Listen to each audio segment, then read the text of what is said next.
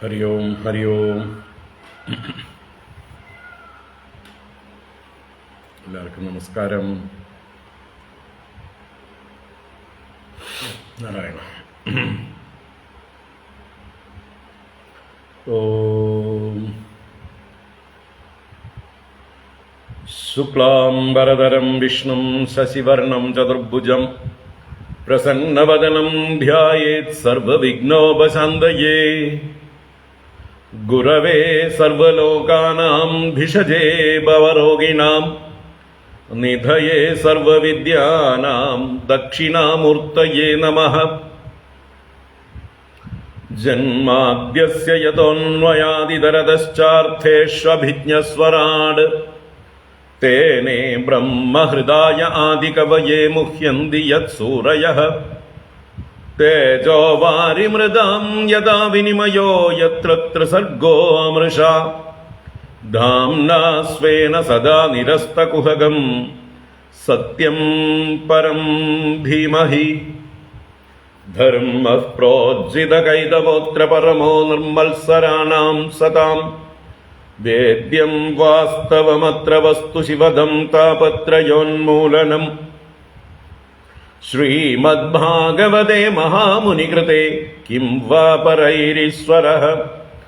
സദ്യോ ഹൃദ്യവരുധ്യതേത്ര കൃതിഭിഃ ശുശ്രൂഷുഭിസ്തൽക്ഷണാത്. നിഗമകൽപതരോർഗളിതം ഫലം സുഖമുഖാദമൃതദ്രവസംയുതം പിബത ഭാഗവതം രസമാലയം മുഹുരഹോ രസികാ ഭുവി ഭാവുകാഃ.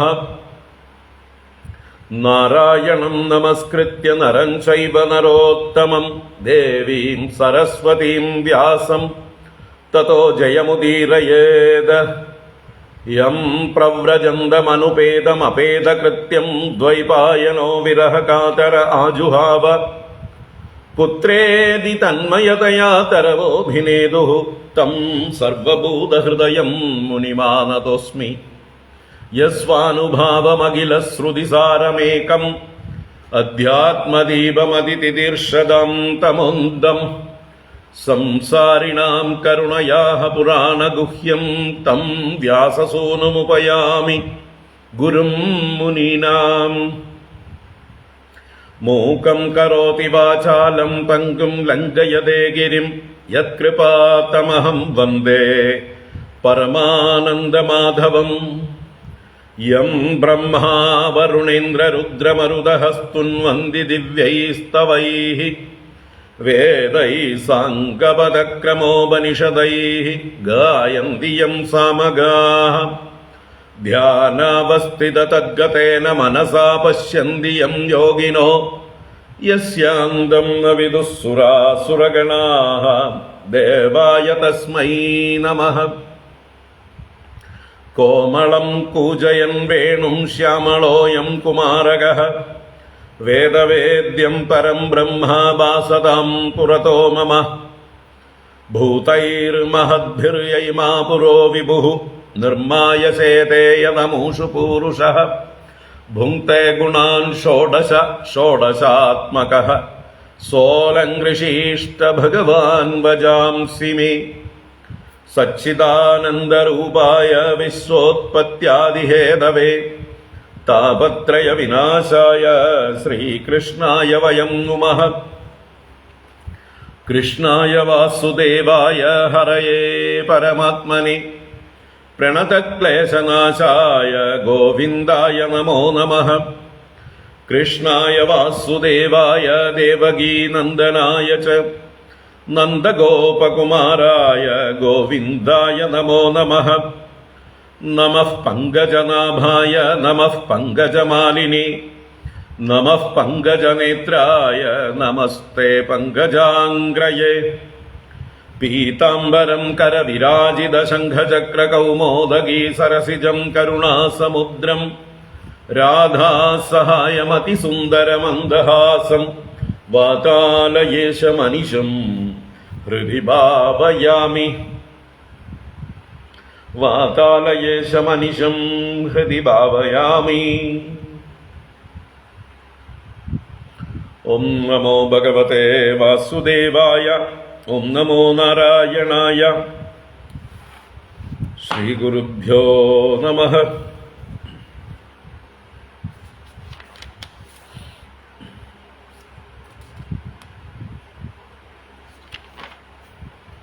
നാരായണ.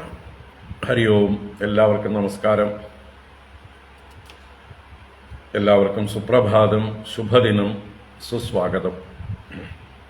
ഭാഗവത ജ്ഞാനഗംഗാ പ്രവാഹത്തിലേക്ക് ഏവർക്കും സുസ്വാഗതം, സുസ്വാഗതം. നമ്മൾ ഭാഗവത ജ്ഞാനഗംഗയിലെ അഷ്ടമസ്കന്ധത്തിൽ 7-ാം അധ്യായമാണ് കണ്ടുകൊണ്ടിരിക്കുന്നത്. പാലാഴി മദനത്തിൻ്റെ ഭാഗമായിട്ടുള്ള കാളകൂട വിഷം പൊങ്ങി വരുമ്പോൾ ദേവന്മാർ പ്രജാപതിമാരുടെ നേതൃത്വത്തിൽ കൈലാസത്തിൽ ചെന്ന് മഹാദേവനെ സ്തുതിക്കുന്ന ആ സ്തുതിയാണ് നമ്മൾ കണ്ടുകൊണ്ടിരിക്കുന്നത്. അതിനുശേഷം ഭഗവാൻ ആ കാളകൂട വിഷത്തെ തൻ്റെ കൈകളിലേക്കെടുത്ത് ഭക്ഷിക്കുന്നതായിട്ടുള്ള ആ രംഗവും അതാണ് നമ്മൾ ഇപ്പോൾ കാണാനിരിക്കുന്നത്. ആ ഭാഗത്തേക്ക് നമുക്ക് പ്രവേശിക്കാം. നമുക്ക് 16-ാം ശ്ലോകം മുതൽക്ക് വായിക്കാം. 16 മുതൽക്ക്. ഓം നമോ ഭഗവതേ വാസുദേവായ. അത് ശ്രീമദ് ഭാഗവതേ അഷ്ടമസ്കന്ധേ 7-മോധ്യായഃ. ശ്രീശുക ഉവാച. 16-ാം ശ്ലോകം. മധ്യമാനാത് തദാ സിന്ധോഃ ദേവാസുരവരുദഭൈഃ യദാ സുധാ ന ജായേത നിർമ്മമന്ദാജിതഃ സ്വയം മേഘശ്യാമകനകപരിധിഃ കർണവിദ്യോതവിദ്യുന്മൂർധ്നി ഭ്രാജദ്വിലുളിതഗജഃ സ്രഗ്ധരോ രക്തനേത്രഃ ജൈത്രൈർദോർഭിർജഗദഭയദൈർദണ്ഡശൂകം ഗൃഹീത്വാ മഗ്നൻ മഗ്നാ പ്രതിഗിരിരിവാശോഭഗാധോ ധൃതാദ്രിഃ നിർമധ്യമാനാതു തഥേരഭൂദ്വിഷം മഹോൽബണം ഹാലഹലാഹ്വമഗ്രതഃ സംഭ്രാന്തമീനോന്മകരാഹി കച്ചപാത് തിമിദ്വിപഗ്രാഹ തിമിംഗിലാകുലാത്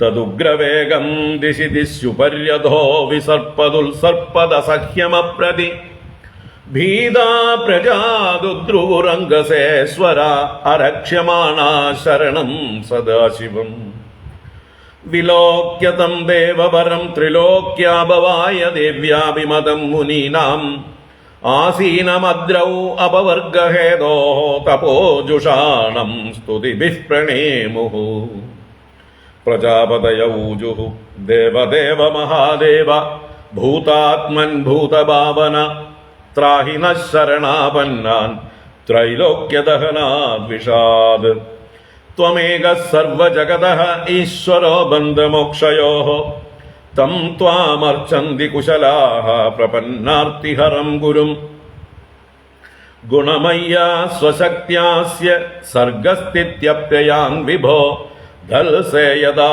സ്വദൃഗ്ഭൂമൻ ബ്രഹ്മ വിഷ്ണു ശിവാഭിധാം ത്വം ബ്രഹ്മ പരമം ഗുഹ്യം സദസദ്ഭാവഭാവനഃ നാനാശക്തിഭിരാബാധസ്ത്വമാത്മാ ജഗദീശ്വരഃ ത്വം ശബ്ദയോനിർജഗദാദിരാത്മാ പ്രാണേന്ദ്രിയദ്രവ്യഗുണസ്വഭാവഃ കാലക്രതുഃ സത്യം മൃദം ച ധർമ്മഃ ത്വയ്യക്ഷരം യത്രിവൃഥാമനന്തി അഗ്നിർമുഖം തേ അഖില ദേവതാത്മാ ക്ഷിതിം വിദുർലോകഭവാംഘ്രിപങ്കജം കാലം ഗതിം തേ അഖില ദേവതാത്മനോ ദിശശ്ച കർണൗരസനം ജലേശം നാഭിർനഭസ്തേ ശ്വസനം നഭസ്വാൻ സൂര്യശ്ച ചക്ഷൂംഷി ജലം സ്മരേദഃ പരാപരാത്മാശ്രയണം തവാത്മാ സോമോ മനോദ്യൗർഭഗവൻ ശിരസ്തേ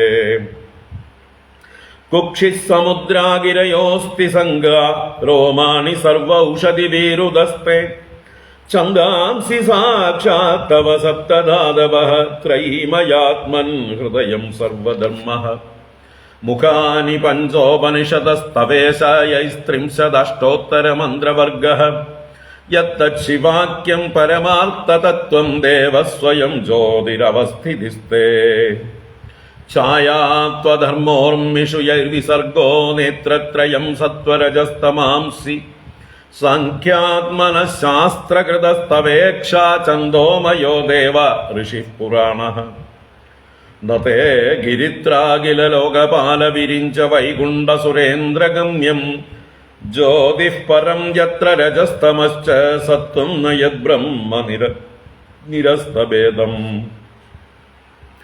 കാമാദ്വരത്രിപുരകാലകരാദ്യനേകഭൂതദ്രുഹക്ഷപയതസ്തുതയേ ന തത്വേ യസ്ത്വന്തകാല ഇദമാത്മകൃതം സ്വനേത്രവന്യസ്ഫുലിംഗശിഖയാപസിതം ന വേദ യേ ത്വാത്മരാമഗുരുഭിർഹൃദി ചിന്തിതാംഘ്രിദ്വന്ദ്വം ചരന്തമുമയാ തപസാഭിതപ്തം കഥന്ത ഉഗ്രപുരുഷം നിരതം ശ്മശാനേ തേ നൂനമൂതിമവിദന്തവ ആതലജ്ജാഃ തൽതസ്യ തേ സദസദോഃ പരതഃ പരസ്യ ലാഞ്ഛസ്വരൂപഗമനേ പ്രഭവന്തി ഭൂമ്നഃ ബ്രഹ്മാദയ കിമുദ സംസ്തവനേ ഭജന്തു തൽ സർഗസർഗവിഷയാ അപി ശക്തിമാത്രം ഏതത് പരം പ്രപശ്യാമോ ന പരം തേ മഹേശ്വര മൃഡനായ ഹി ലോകസ്യ വ്യക്തിസ്തേ അവ്യക്തകർമ്മണഃ ശ്രീശുക ഉവാച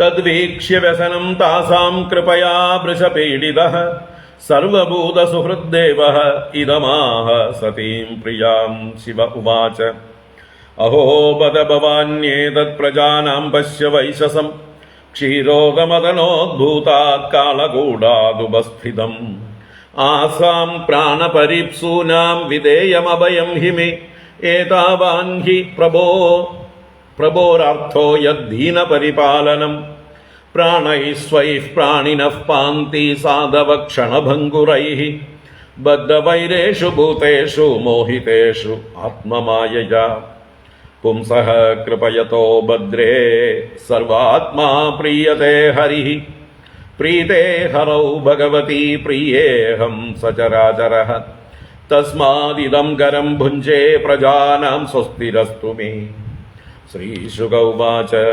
ഏവമാമന്ത്ര്യ ഭഗവാൻ ഭവാനീം വിശ്വഭാവനഃ തദ്വിഷം ജഗ്ധുമാരേവേ പ്രഭാവജ്ഞാന്വമോദതാം തദക്കരതലീകൃത്യ വ്യാപി ഹാലാഹലം വിഷം അഭക്ഷയൻ മഹാദേവഃ കൃപയാ ഭൂതഭാവനഃ ഹര നമഃ പാർവതീപതയേ ഹര ഹര മഹാദേവ. ഓം നമഃ ശിവായ ഓം നമഃ ശിവായ ഓം നമഃ ശിവായ ഓം നമഃ ശിവായ. തസ്യാഭിദർശയാമാസ സ്വവീര്യം ജലകൽമഷഃ യച്ചകാരകളേ നീലം തച്ച സാദോർവിഭൂഷണം തപ്യന്തേ ലോകതാപേന സാധവ പ്രായശോ ജനാഃ പരമാരാധനം തദ്ധി പുരുഷസ്യാഖിലാത്മന നിശമ്യ കർമ്മ തച്ഛംഭോഃ ദേവദേവസ്യ മീഡുഷഃ പ്രജാ ദാക്ഷായണീ ബ്രഹ്മാ വൈകുണ്ഠശ്ച ശശംസിരേ പ്രസ്കന്നം പിബതഃ പാണേർയത്കിഞ്ചിജ്ജഗൃഹുസ്മ തത് വൃശ്ചികാ ഹി വിഷൗഷധ്യോ ദന്തശൂഗാശ്ച യേ പരേ. ഹരി ഓം. ശ്രീമദ്ഭാഗവതേ മഹാപുരാണേ പാരമഹംസ്യാം സംഹിതായാം അഷ്ടമസ്കന്ധേ അമൃതമഥനേ സപ്തമോധ്യായഃ.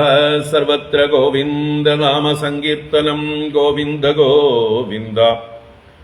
നാരായണാഖില ഗുരോ ഭഗവൻ നമസ്തേ. നാരായണാഖില ഗുരോ ഭഗവൻ നമസ്തേ. നാരായണാഖില ഗുരോ ഭഗവൻ നമസ്തേ.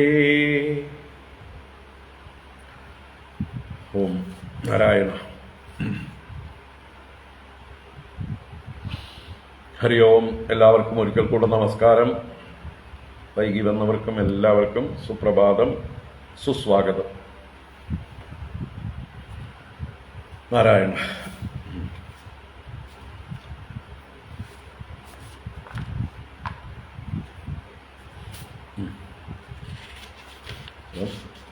ഭാഗവതം അഷ്ടമസ്കന്ധത്തിലെ 7-ാം അധ്യായമാണ് നമ്മൾ കണ്ടുകൊണ്ടിരിക്കുന്നത്. പാലാഴി മദനത്തിലെ ഭാഗം.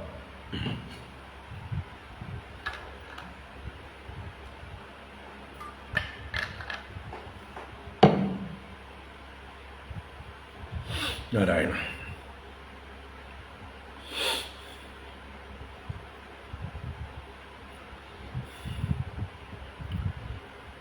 പാലാഴി മദനം അതിൻ്റെ ആരംഭഘട്ടങ്ങളൊക്കെ നമ്മൾ വിശദമായി കണ്ടു. എല്ലായിടത്തും ഭഗവാൻ നിറഞ്ഞു നിൽക്കുന്നതായിട്ടുള്ള രംഗം. മന്ദരപർവ്വതം കൊണ്ടുവന്നത് ഭഗവാൻ, അത് താഴ്ന്നു പോയപ്പോൾ താങ്ങിപ്പിടിച്ചത് ഭഗവാൻ, എല്ലാവരുടെയും ഉള്ളിൽ ശക്തിയായി വ്യാപിച്ചിരിക്കുന്നത് ഭഗവാൻ, പൊങ്ങി നിൽക്കുന്ന മന്ദരപർവ്വതത്തെ താഴ്ത്തിപ്പിടിക്കാൻ മുകളിൽ നിന്ന് കൈപിടിച്ചമർത്തിക്കൊണ്ട് ഭഗവാൻ, പിന്നീട് ഭഗവാൻ തന്നെ സ്വയം മറ്റൊരു പർവ്വതം പോലെ നിന്നുകൊണ്ട് ഈ മന്ദരത്തെ വാസുകിയെ പിടിച്ചുകൊണ്ട് മദനം ബലമായി ആരംഭിച്ചു. അങ്ങനെ ഭഗവാൻ മദനം ആരംഭിച്ചപ്പോഴാണ് കാളകൂട വിഷം പൊങ്ങി വന്നത്. ആ കാളകൂട വിഷം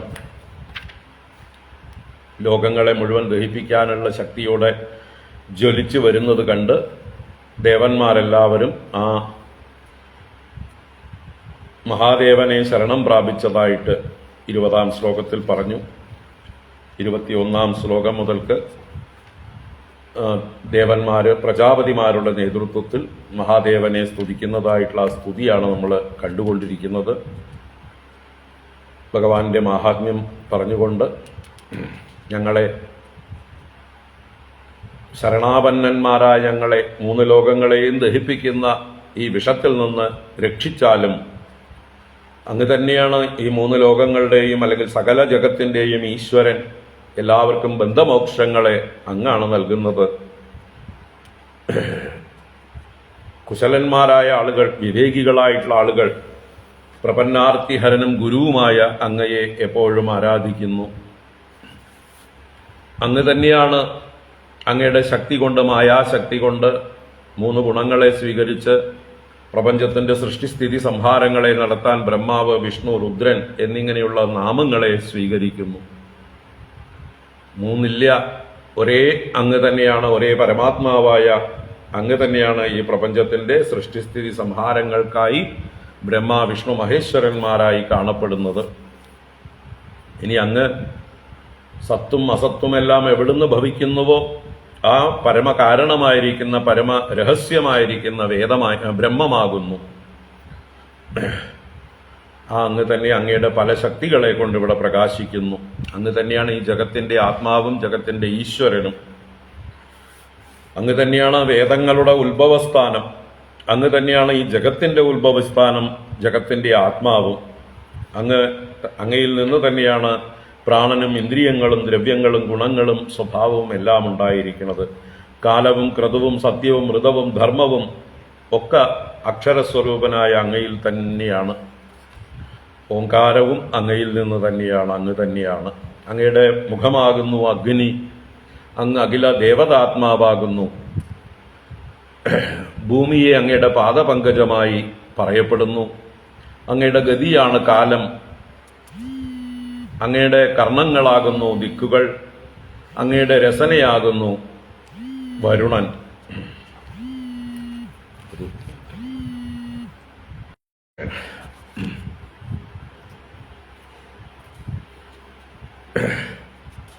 അങ്ങയുടെ നാഭിയാണ് നഭസ്. അങ്ങയുടെ ശ്വസനമാണ് വായു.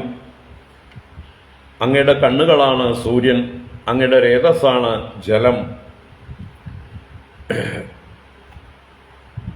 ഈ ലോകത്തിന്റെ ആശ്രയമായിരിക്കുന്ന ആത്മാ അത് അങ്ങയുടെ തന്നെ പരാപരാത്മാവായ അങ്ങ് തന്നെയാകുന്നു.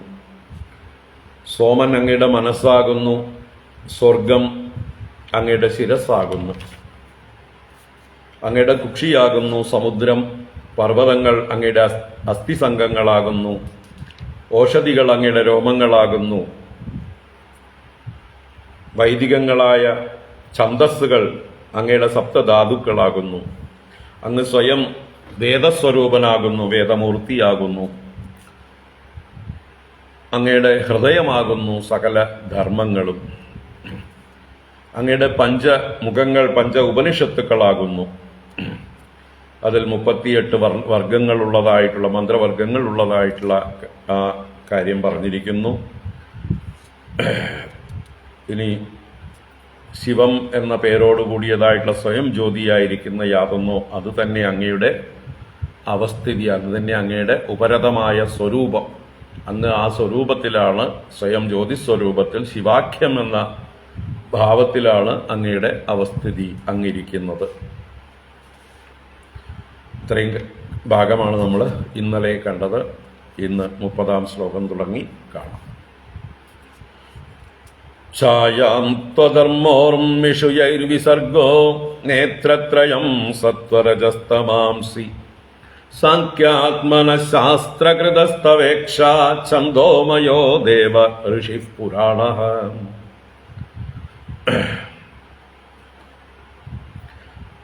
ഛായാതു അധർമ്മോർമിഷു യൈർവിസർഗോ നേത്രത്രയം സത്വരജസ്തമാംസി സാങ്ക്യാത്മനഃശാസ്ത്രകൃതത്തവേക്ഷാ ഛന്ദോമയോ ദേവ ഋഷിഃ പുരാണഃ.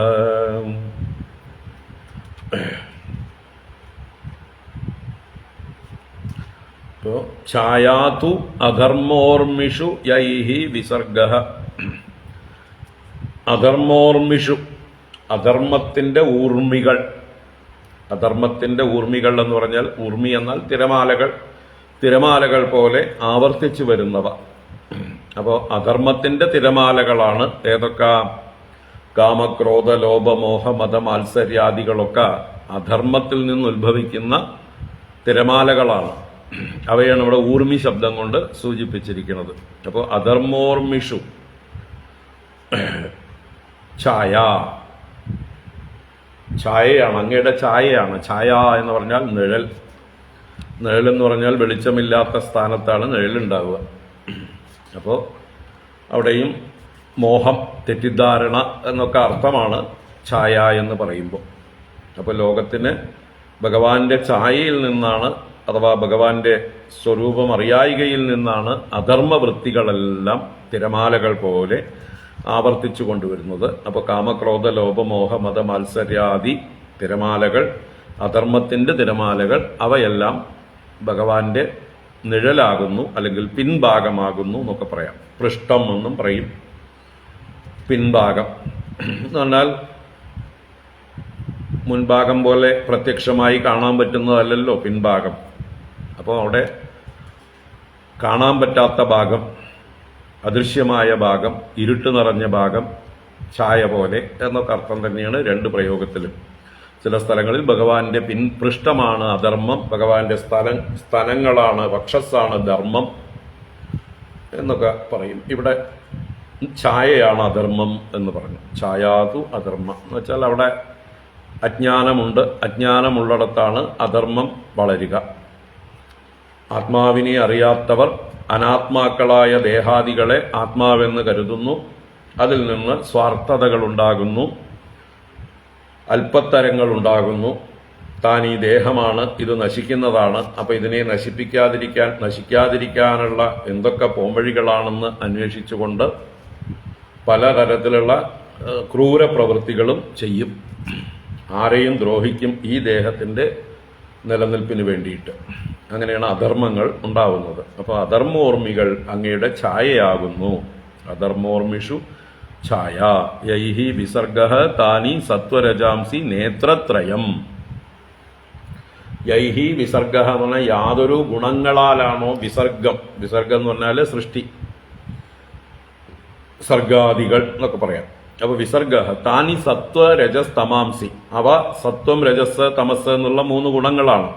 അത് നേത്രത്രയം, മഹാദേവന്റെ 3 കണ്ണുകളായിട്ട് അതിനെ സൂചിപ്പിച്ചിരിക്കുന്നു. സത്വരജസ് തമോ ഗുണങ്ങൾ ഭഗവാന്റെ 3 കണ്ണുകളാകുന്നു. ഭഗവാന്റെ വലത് കണ്ണ് സത്വഗുണം, ഇടത് കണ്ണ് രജോ ഗുണം, മധ്യത്തിലുള്ള കണ്ണ് തമോ ഗുണം എന്ന് വേണമെങ്കിൽ പറയാം. എന്ന് വെച്ചാൽ നശിപ്പിക്കുന്ന കണ്ണാണ്, അല്ലെ? സംഹാരം ചെയ്യുന്ന കണ്ണാണ് 3ാമത്തെ കണ്ണ്. അപ്പൊ അതിനെ 3 ഗുണങ്ങളായി സത്വരജസ് തമോ ഗുണങ്ങളെ ഭഗവാന്റെ 3 കണ്ണുകളായിട്ട് ഇവിടെ ഉപമിച്ചിരിക്കുകയാണ്. സാഖ്യാത്മന ശാസ്ത്രകൃതത്തവേക്ഷ ഛന്ദോമയോ ദേവ ഋഷി പുരാണ. സാഖ്യാത്മന, സാഖ്യസ്വരൂപനാണ്. സാഖ്യം എന്നാൽ ജ്ഞാനം. അപ്പൊ ജ്ഞാനസ്വരൂപനായിരിക്കുന്ന അങ്ങ് ആരാണ്? ശാസ്ത്രകൃത്താണ്. അപ്പൊ ശാസ്ത്രകൃത തവ ഈക്ഷ, ശാസ്ത്രകൃത്തായിരിക്കുന്ന അങ്ങയുടെ ഈക്ഷണം, അങ്ങയുടെ ദർശനം. ഛന്ദോമയ പുരാണ ഋഷി. ഛന്ദോമയം, ഛന്ദസ്സുകൾ, മന്ത്രങ്ങൾ അധികരിച്ചിരിക്കുന്ന ഛന്ദസ്വരൂപങ്ങളായിരിക്കുന്ന പുരാണ ഋഷി എന്ന് പറയുന്നത് ഇവിടെ അനാദിയായിട്ടുള്ള വേദം എന്നുള്ള അർത്ഥത്തിലാണ് ഇവിടെ ഋഷി എന്നുള്ള പദം പ്രയോഗിച്ചിരിക്കുന്നത്. ഋഷിമാരുടെ ദർശനങ്ങളാണ്, ഋഷിമാരുടെ അനുഭവ പ്രകാശങ്ങളാണ് വേദങ്ങൾ. അതുകൊണ്ട് ഋഷി എന്നുള്ള ശബ്ദം കൊണ്ട് ഇവിടെ വേദം എന്നാണ് അർത്ഥമാക്കുന്നത്. അപ്പോൾ പുരാണങ്ങളായ വേദങ്ങൾ ഭഗവാന്റെ ഈക്ഷണമാണ്, ദർശനമാണ്. തവ ഈക്ഷ, ഭഗവാന്റെ കടാക്ഷം, ഭഗവാന്റെ രക്ഷ എന്നൊക്കെ പറയാം. ഈ ലോകത്തെ രക്ഷിക്കുന്നത് ഈ വേദങ്ങളാണ്, വൈദിക ദർശനങ്ങളാണ്. വൈദിക ദർശനങ്ങൾക്കനുസരിച്ച് വേണം നമ്മൾ ജീവിക്കാൻ. അപ്പം നമുക്ക് എന്ത് പറ്റില്ല? തെറ്റായ വഴിയിൽ പോവില്ല, നമ്മൾ ആപത്തുകളിലേക്ക് പോവില്ല. തെറ്റായ വഴിയിൽ പോയാൽ ആപത്തുകളിൽ ചെന്ന് ചാടും. ആ ആപത്തുകളിൽ ചെന്ന് ചാടാതിരിക്കാൻ വേണ്ടിയിട്ടാണ് നല്ല വഴികൾ നമുക്ക് നിശ്ചയിച്ചിരിക്കുന്നത്. എങ്ങനെയാണോ ഒരു ദേശത്തുനിന്ന് മറ്റൊരു ദേശത്തേക്ക് യാത്ര പോകുമ്പോൾ അപകടം പിടിച്ച വഴികളിലൂടെ ആരെങ്കിലും പോകാൻ മെനക്കെടുവോ? കഷ്ടപ്പാടുകൾ നിറഞ്ഞതായിട്ടുള്ള പടുകുഴികളും അത്യുന്നതങ്ങളായ പർവ്വതങ്ങളും അതുപോലെയുള്ളതായിട്ടുള്ള ഇരുട്ട് നിറഞ്ഞ സ്ഥലങ്ങളും ക്രൂര ജന്തുക്കൾ നിറഞ്ഞ സ്ഥലങ്ങളും കാട് പിടിച്ച സ്ഥലങ്ങളും ഒക്കെ ആയിട്ടാണോ നമ്മൾ വഴി പോവുക? നമ്മൾ പൂർവീകരായിട്ടുള്ള ആളുകൾ നടന്ന് അവരുടെ പാദപതനം കൊണ്ട് വൃത്തിയായിട്ടുള്ള രാജപാതകൾ, ആ വഴിക്കാണ് നമ്മൾ തിരഞ്ഞു പോവുക. ആ വഴിക്ക് പോകുമ്പോൾ നമുക്ക് പേടിയില്ലാതെ പോകാം, കണ്ണടച്ച് പോകാം, അല്ലേ? പൂർവീകരെ പിന്തുടർന്ന് കണ്ണടച്ച് പോകാം. അതാണ് ഇവിടെ ഭഗവാന്റെ ഈക്ഷ എന്ന് പറയുന്നത്. ഭഗവാന്റെ ആ ദർശനം ഋഷിമാർക്ക് ഭഗവാൻ കൊടുത്തു. ആ ഋഷിമാർ നമുക്ക് തന്നതാണ് വേദം. രാജമാർഗമാണ്, നമ്മുടെ ജീവിതത്തെ പരമലക്ഷ്യത്തിലേക്ക് എത്തിക്കുവാനുള്ള രാജപാതയാണ്. അപ്പം അതിനെ ഭഗവാന്റെ കടാക്ഷമായിട്ട് പറഞ്ഞിരിക്കുന്നു. തവ ഈക്ഷ, ഭഗവാനാണ് ശാസ്ത്രകൃത്ത്. ശാസ്ത്രകൃത തവ ഈക്ഷ, ജ്ഞാനസ്വരൂപനായ സർവശാസ്ത്രങ്ങളെയും ലോകത്തിനായി കൊണ്ട് ഉപദേശിക്കണം. കാരണം നമ്മളെ രക്ഷിക്കുന്നതാണ് ശാസ്ത്രങ്ങൾ. ശാസനാത് ത്രായതേ, നമ്മളെ ഉപദേശിച്ച് നേരായ മാർഗം കാണിച്ചു തന്ന് നമ്മളെ രക്ഷിക്കുന്നു, നമ്മുടെ പുരുഷാർത്ഥങ്ങളെ പ്രാപിപ്പിക്കുന്നു. അതുകൊണ്ട് വേദം അങ്ങയുടെ ഈക്ഷയാകുന്നു, അങ്ങയുടെ ദർശനമാകുന്നു.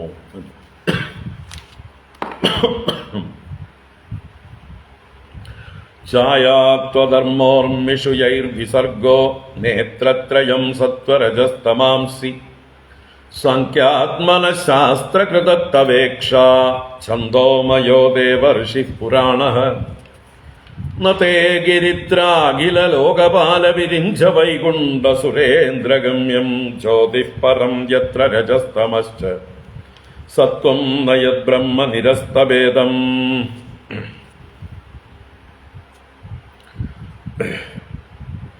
നേ ഗിരിത്ര അഖിലോകപാലവിരിഞ്ച വൈകുണ്ഠ സുരേന്ദ്രഗമ്യം ജ്യോതിഃപരം യത്ര രജസ്തമശ്ച സത്വം നയദ്ബ്രഹ്മ നിരസ്തഭേദം. ഗിരിത്ര എന്നുള്ളത് ഭഗവാനെ സംബോധന ചെയ്യണം. അല്ലയോ മഹാദേവ ഗിരിത്ര,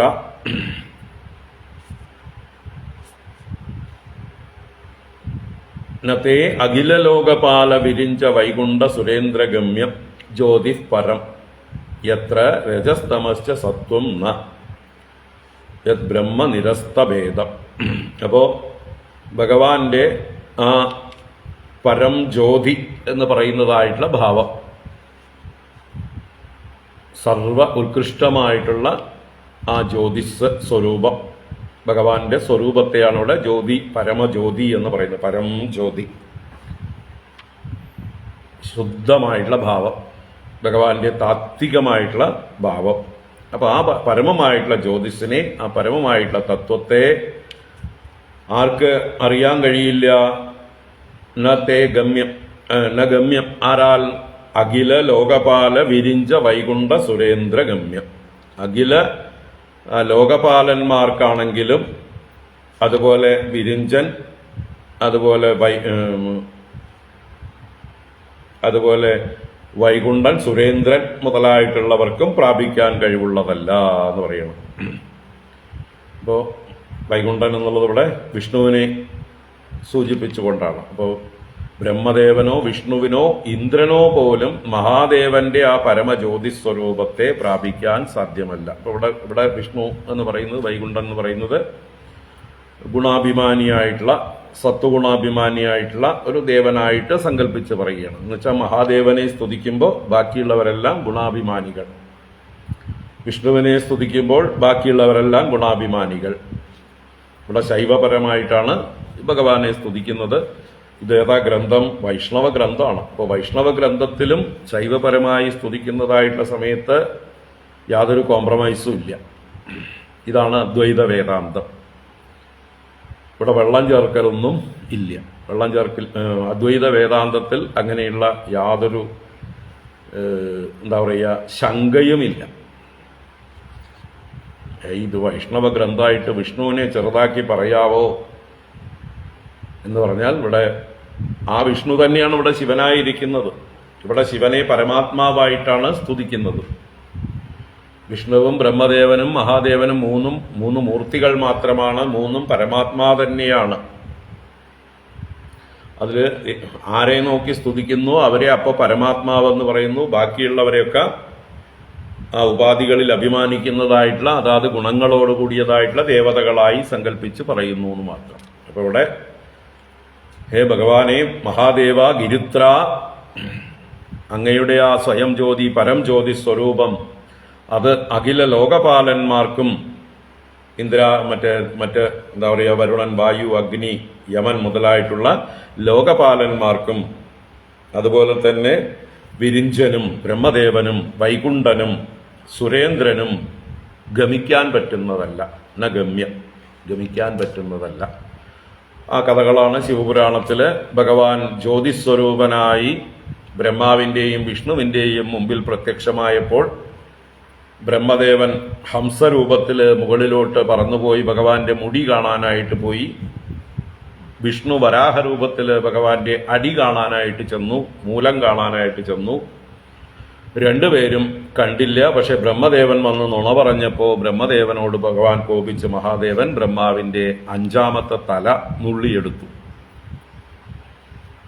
ആ ബ്രഹ്മാവിന്റെ കപാലം, ആ തലയോടാണ് മഹാദേവന്റെ കയ്യിലെ ഭിക്ഷാപാത്രമായിട്ടും ഇരിക്കുന്നത്.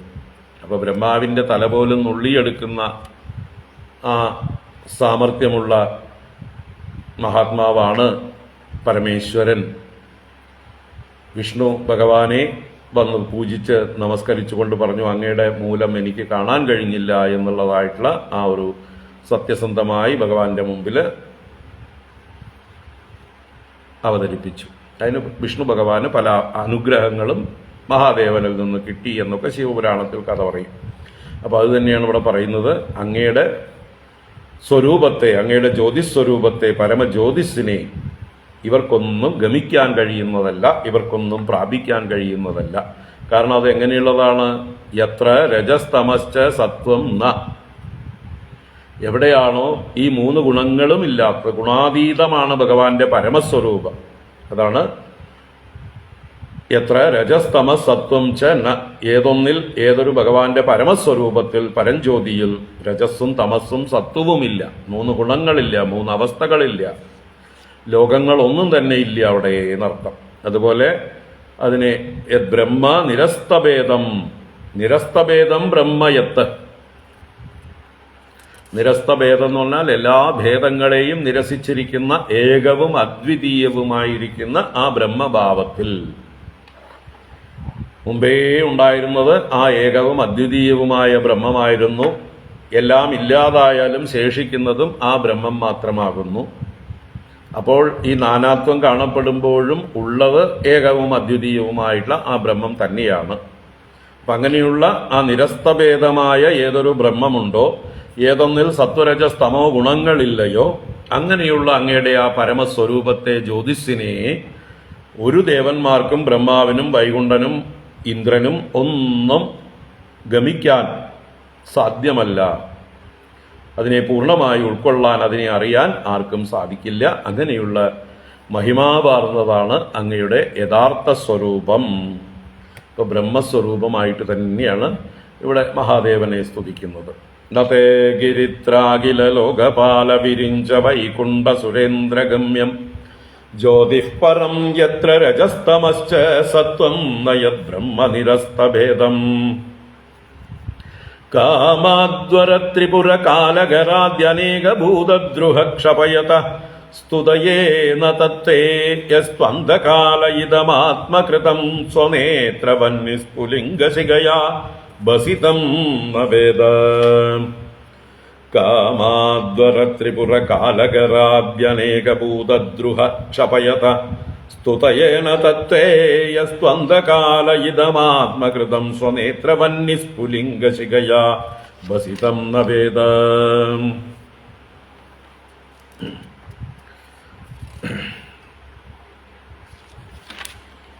അപ്പോ കാമ അദ്വര ത്രിപുര കാല ഗര ആദി അനേകഭൂതദ്രുഹ ക്ഷപയതഃ തേ. അനേകഭൂതദ്രുഹ ക്ഷപയതഃ തേ സ്തുതയേ തത് ന. അനേകഭൂതദ്രോഹികളുടെ നശിപ്പിക്കുന്നവനാണങ്ങ്. ക്ഷപയതഃ തേ എന്ന് പറഞ്ഞാൽ ക്ഷപിപ്പിക്കുന്നവൻ, നശിപ്പിക്കുന്നവൻ, ക്ഷയിപ്പിക്കുന്നവൻ എന്നർത്ഥം. അങ്ങനെയുള്ള അങ്ങയെ സ്തുതിക്കുവാനായിക്കൊണ്ട് ആർക്കും ശക്തിയില്ല, ഒന്നും പോരാ. അങ്ങയെ സ്തുതിക്കാൻ ആർക്കും ആവില്ല. ഭഗവാന്റെ ഏതാനും ചില ലീലകളെ ഇവിടെ സൂചിപ്പിച്ചിരിക്കുകയാണ്. ഇതൊക്കെ എത്രയോ നിസ്സാരമായിട്ടുള്ള ലീലകളാണ് ഭഗവാന്റെ.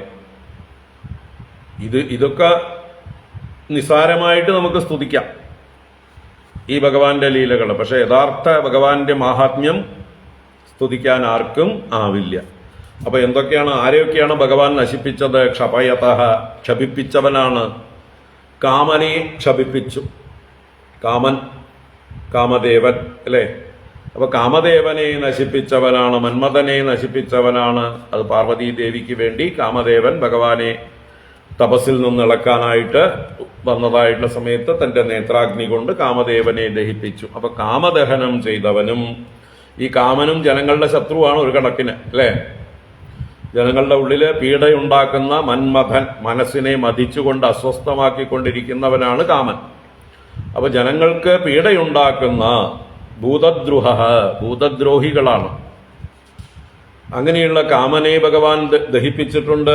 അദ്വരം, അദ്വര ശബ്ദം കൊണ്ട് ദക്ഷയാഗം, യാഗത്തെയാണ് അദ്വരം എന്ന് പറയുന്നത്. അപ്പൊ ദക്ഷൻ നടത്തിയതായിട്ടുള്ള യാഗം, അതും അഹങ്കാരം പ്രകടിപ്പിച്ചുകൊണ്ട് ഭഗവാനെ നിന്ദിക്കാനും ഒക്കെ ആയിട്ട് തുടങ്ങിയതായിട്ടുള്ള യാഗമാണ്. അപ്പൊ ആ അദ്വരത്തെയും അധർമ്മമായിട്ടുള്ള ആ ദക്ഷയാഗത്തെയും നശിപ്പിച്ചവനും,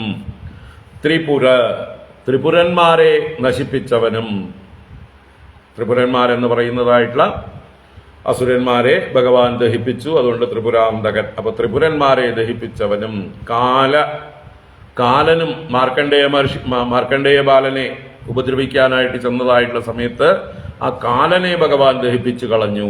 അപ്പൊ കാലൻ, ഗരം, ഇവിടെ ഇപ്പൊ അവസാനമായിട്ടിതാ വിഷം കുടിക്കാൻ പോകുന്നേ ഉള്ളൂ ഭഗവാൻ. അതിനു മുമ്പേ തന്നെ ഗ്യാരണ്ടി ആയിട്ട് പറഞ്ഞു ഭഗവാൻ കുടിച്ചിരിക്കും എന്ന ധൈര്യമുണ്ട് ഇവർക്ക്. അതുകൊണ്ട് കുടിക്കാൻ പോകുന്ന ഭഗവാനെ ആ ഗരാദി, ഗരം മുതലായതിൽ നിന്ന്, വിഷം മുതലായതിൽ ഇതൊക്കെ അനേക ഭൂതദ്രുഹ, അനേക വിധത്തിൽ ഭൂതങ്ങളെ ദ്രോഹിക്കുന്നവരാണ്. ഇവരെയൊക്കെ ക്ഷപയത, ക്ഷമിപ്പിക്കുന്നവനായ തേ, അങ്ങയുടെ പ്രവൃത്തികൾ സ്തുതയേന, അത് സ്തുതിക്കാൻ കഴിയില്ല, ആർക്കും സ്തുതിക്കാൻ സാധ്യമല്ല എന്ന് പറയണം. യഹതു ആത്മകൃതം ഇതം അന്ധകാലേ സ്വനേത്രവന്യസ്ഫുലിംഗശിഖയാ ബസിതം നവേദ. അപ്പോ ഭഗവാൻ തന്നെ തന്നാൽ തന്നെ സൃഷ്ടിച്ചതാണിത്. അതാണ് ആത്മകൃതം. യഹത്തു, ഏതൊരു ഭഗവാനാണോ ആത്മകൃതം ഇതം, തന്നാൽ തന്നെ ചെയ്യപ്പെട്ടതായിട്ടുള്ള ഈ പ്രപഞ്ചത്തെ, അന്ധകാലേ പ്രളയകാലേ എന്നർത്ഥം. ആ പ്രളയകാലത്ത് സ്വനേത്രവന്യസ്ഫുലിംഗ ശിഖയാ ബസിതം. പ്രളയകാലത്ത് എന്ത് ചെയ്യുന്നു? സ്വനേത്ര വന്യസ്ഫുലിംഗം, തൻ്റെ മൂന്നാം തൃക്കണ്ണിലെ അഗ്നിജ്വാലകളെ കൊണ്ട്, വന്യസ്ഫുലിംഗങ്ങളെ കൊണ്ട്, അതിൻ്റെ ശിഖകളെ കൊണ്ട് ബസിതം, ഭസ്മമാക്കി തീർക്കുന്നു. ആ പ്രവൃത്തി ന വേദ, അങ്ങ് അറിയുന്ന പോലുമില്ല. ഇവിടെ അറിയുന്നില്ല എന്ന് പറഞ്ഞത് നിസ്സാരം എന്ന് സൂചിപ്പിക്കാൻ വേണ്ടിയിട്ട്. അതുപോലും അങ്ങക്ക് നിസ്സാരമായിട്ടുള്ള കാര്യമാണ്.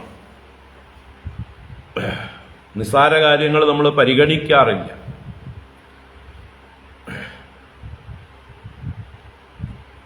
നമ്മുടെ ശരീരത്തിൽ വല്ല ഈച്ചയോ കൊതുവൊക്കെ വന്നിരുന്നാൽ നമ്മൾ അതിനെ നിസ്സാരമായിട്ടാണ് കൈകാര്യം ചെയ്യുക, അല്ലേ? അത് നമ്മൾ വലിയ കാര്യമായിട്ട് ഏതോ ഒരു മഹായുദ്ധം ജയിച്ചതുപോലെ ആരോടെങ്കിലും പറയൂ, ഞാൻ ഇന്ന് 10 പേരെ കൊന്നു. പണ്ടത്തെ ശിക്കാരി ശംഭുമാരൊക്കെ ഇങ്ങനെ ഇരുന്ന് പൊങ്ങച്ചം പറയും, ഞാൻ ഇന്ന് 10 പേരെ കൊന്നു, ഞാൻ 40 പേരെ കൊന്നു, ഞാൻ 50 പേരെ കൊന്നു എന്നൊക്കെ പറയും. ആരെയാ കൊന്നത് ചോദിക്കുമ്പോൾ വല്ല കൊതുവിനെ, ഈച്ചേനെ, ഉറുമ്പിനെയൊക്കെ ആയിരിക്കും. ഇത് വീരന്മാരായിട്ടുള്ളവർക്ക് അതൊന്നും അവർ പരിഗണിച്ചിട്ടേ ഉണ്ടാവില്ല.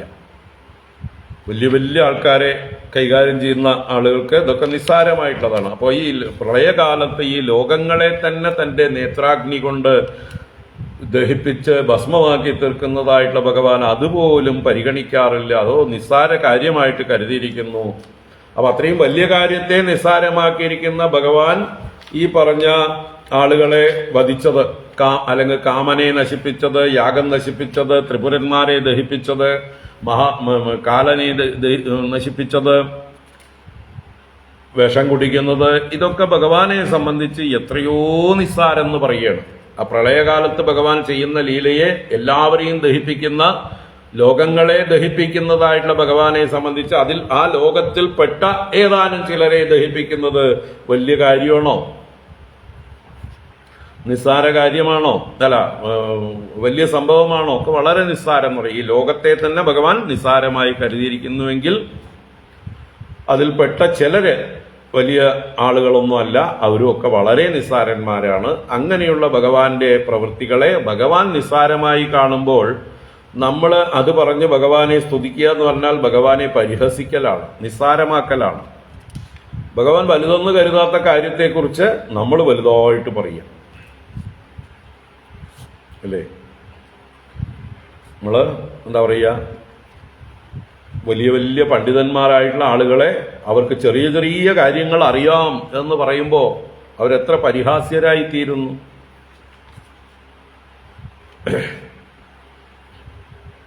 ഞാൻ പറയാറില്ലേ തമാശയായിട്ട്, വലിയ വലിയ മാത്തമാറ്റിക്സ് പ്രൊഫസർക്ക് ഗുണകോഷ്ട പട്ടിക കാണാതെ അറിയാത്രേ.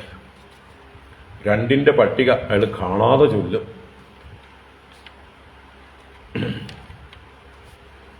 മാത്തമാറ്റിക്സിൽ പല PhDകളും എടുത്തിരിക്കുന്ന ആളാണ്. പല വലിയ വലിയ യൂണിവേഴ്സിറ്റികളിൽ വിസിറ്റിംഗ് പ്രൊഫസറാണ്, ഗസ്റ്റ് പ്രൊഫസറാണ്. അങ്ങനെയുള്ള ആള് ഗുണകോഷ്ട പട്ടിക കാണാതെ അറിയാം എന്ന് പറഞ്ഞാൽ എന്ത് പുകഴ്ത്തലാണത്. കേരളത്തിലെ വിദ്യാഭ്യാസ മന്ത്രിക്ക് ഗുണകോഷ്ട പട്ടിക അറിയാമെന്ന് പറഞ്ഞാൽ വലിയ കാര്യമാണത്. മറ്റത് വലിയ പണ്ഡിതന്മാരെ പരിഹസിക്കലാണ്.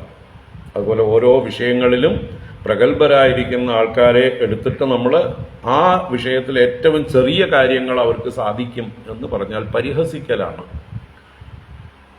ലോകം മുഴുവൻ ജയിക്കാൻ ശക്തിയുള്ളതായിട്ടുള്ള ശക്തന്മാരായിട്ടുള്ള യോദ്ധാക്കളെ കുറിച്ച് അയാൾ ഏതെങ്കിലും ലോക്കൽ ഒരാളെ പരാജയപ്പെടുത്തിയിട്ടുണ്ട് എന്ന് പറയുന്ന കാര്യം അയാൾക്ക് ഏറ്റവും അപമാനമായിട്ടാണ് തോന്നുന്നത്. അപ്പം അതുപോലെയാണ് നമ്മുടെ സ്തുതികൾ പലതും ഭഗവാനെ പരിഹസിക്കൽ കൂടിയാണ്. പക്ഷെ നമുക്കതേ അറിയുള്ളൂ, നമുക്കറിയാവുന്ന കാര്യമാണ് നമ്മൾ വിളിച്ചു പറയണത്, അല്ലേ?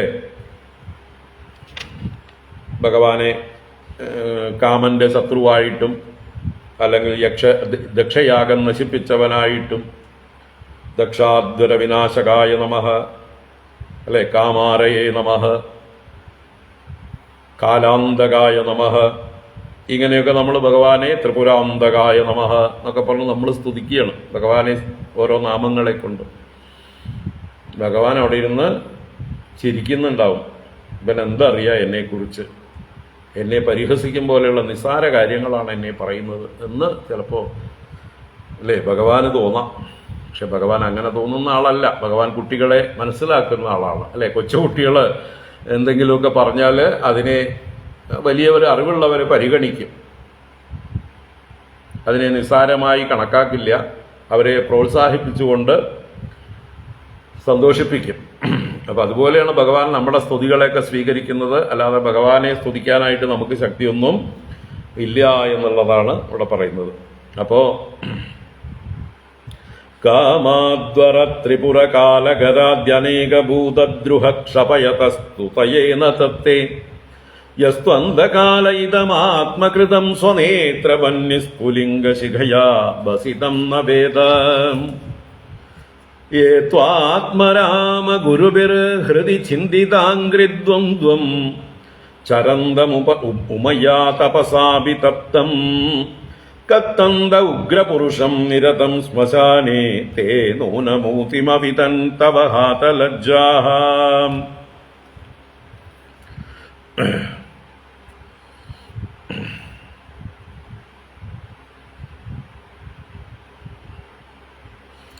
യേ ത്വാത്മരാമഗുരുഭിർഹൃദി ചിന്തിതാംഗ്രിദ്വന്ദ്വം ചരന്തമുമയാ തപസാപി തപ്തം കത്തന്ത ഉഗ്രപുരുഷം നിരതം ശ്മശാനേ തേ നൂനമൂതിമവിതൻ തവ ഹാതലജ്ജാഃ.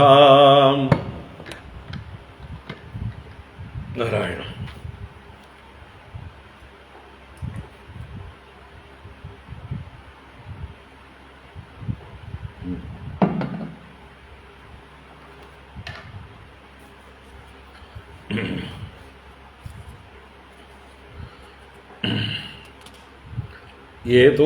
ഏതാളുകളാണോ ത്വാ അങ്ങയെ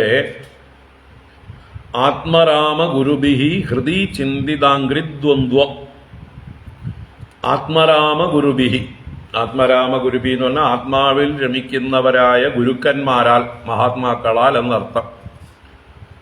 ആത്മാരാമന്മാരായ മഹാത്മാക്കളാൽ ഹൃദി ചിന്തിത അംഗ്രിദ്വന്ദ്വം, ഹൃദയത്തിൽ, അവരുടെയൊക്കെ ഹൃദയത്തിൽ ഏതൊരു ഭഗവാന്റെ അംഗ്രിദ്വന്ദ്വങ്ങൾ, രണ്ട് പാദയുഗളങ്ങളെ ചിന്തിക്കുന്നുവോ അങ്ങനെയുള്ള ചിന്തിക്കപ്പെടുന്ന പാദയുഗളത്തോടുകൂടിയ ത്വാ അങ്ങയെ, ഏ ത്വാ ഉമയാ ചരന്തം, ചരന്തം ഉമയാ, ഉമയാ ചരന്തം, ഉമയോടുകൂടി ചരിക്കുന്നവനായിട്ട്, പാർവതിയോടുകൂടി ചരിക്കുന്നവനെന്നും തപസാ അഭിതപ്തം, തപസ്സുകൊണ്ട് ഏറ്റവും തപിക്കുന്നവൻ എന്നും ഉഗ്രപുരുഷം, ഉഗ്രനായ പുരുഷനാണെന്നും ശ്മശാനേ നിരതം, ശ്മശാനത്തിൽ വസിക്കുന്നവനാണ്, നിരതനാണ് എന്നും മറ്റുമൊക്കെ ഏ മുമ്പേ പറഞ്ഞ ഏ യാവരാണോ കത്തന്തേ, കത്തന്ത എന്നുള്ളത് കത്തന്തേ, ഉഗ്രപുരുഷനിലെ ഉകാരം വന്നതുകൊണ്ട് കത്തന്തേ എന്നുള്ളത് കത്തന്ത ആയി മാറി. അപ്പൊ കത്തന്തേ കഥനം ചെയ്യുന്നു, പ്രലപിക്കുന്നു, വിഡ്ഢിത്തരങ്ങൾ പറയുന്നുവോ അവരെങ്ങനെയുള്ളവരാണ്? അവര് തവ ഊതിം അഭിതൻ നൂനം, തവ ഊതിയെ, അങ്ങയുടെ മാഹാത്മ്യത്തെ, അങ്ങയുടെ ലീലയെ, അങ്ങയുടെ സ്വഭാവത്തെ അവിതൻ അറിയാതെയാണ്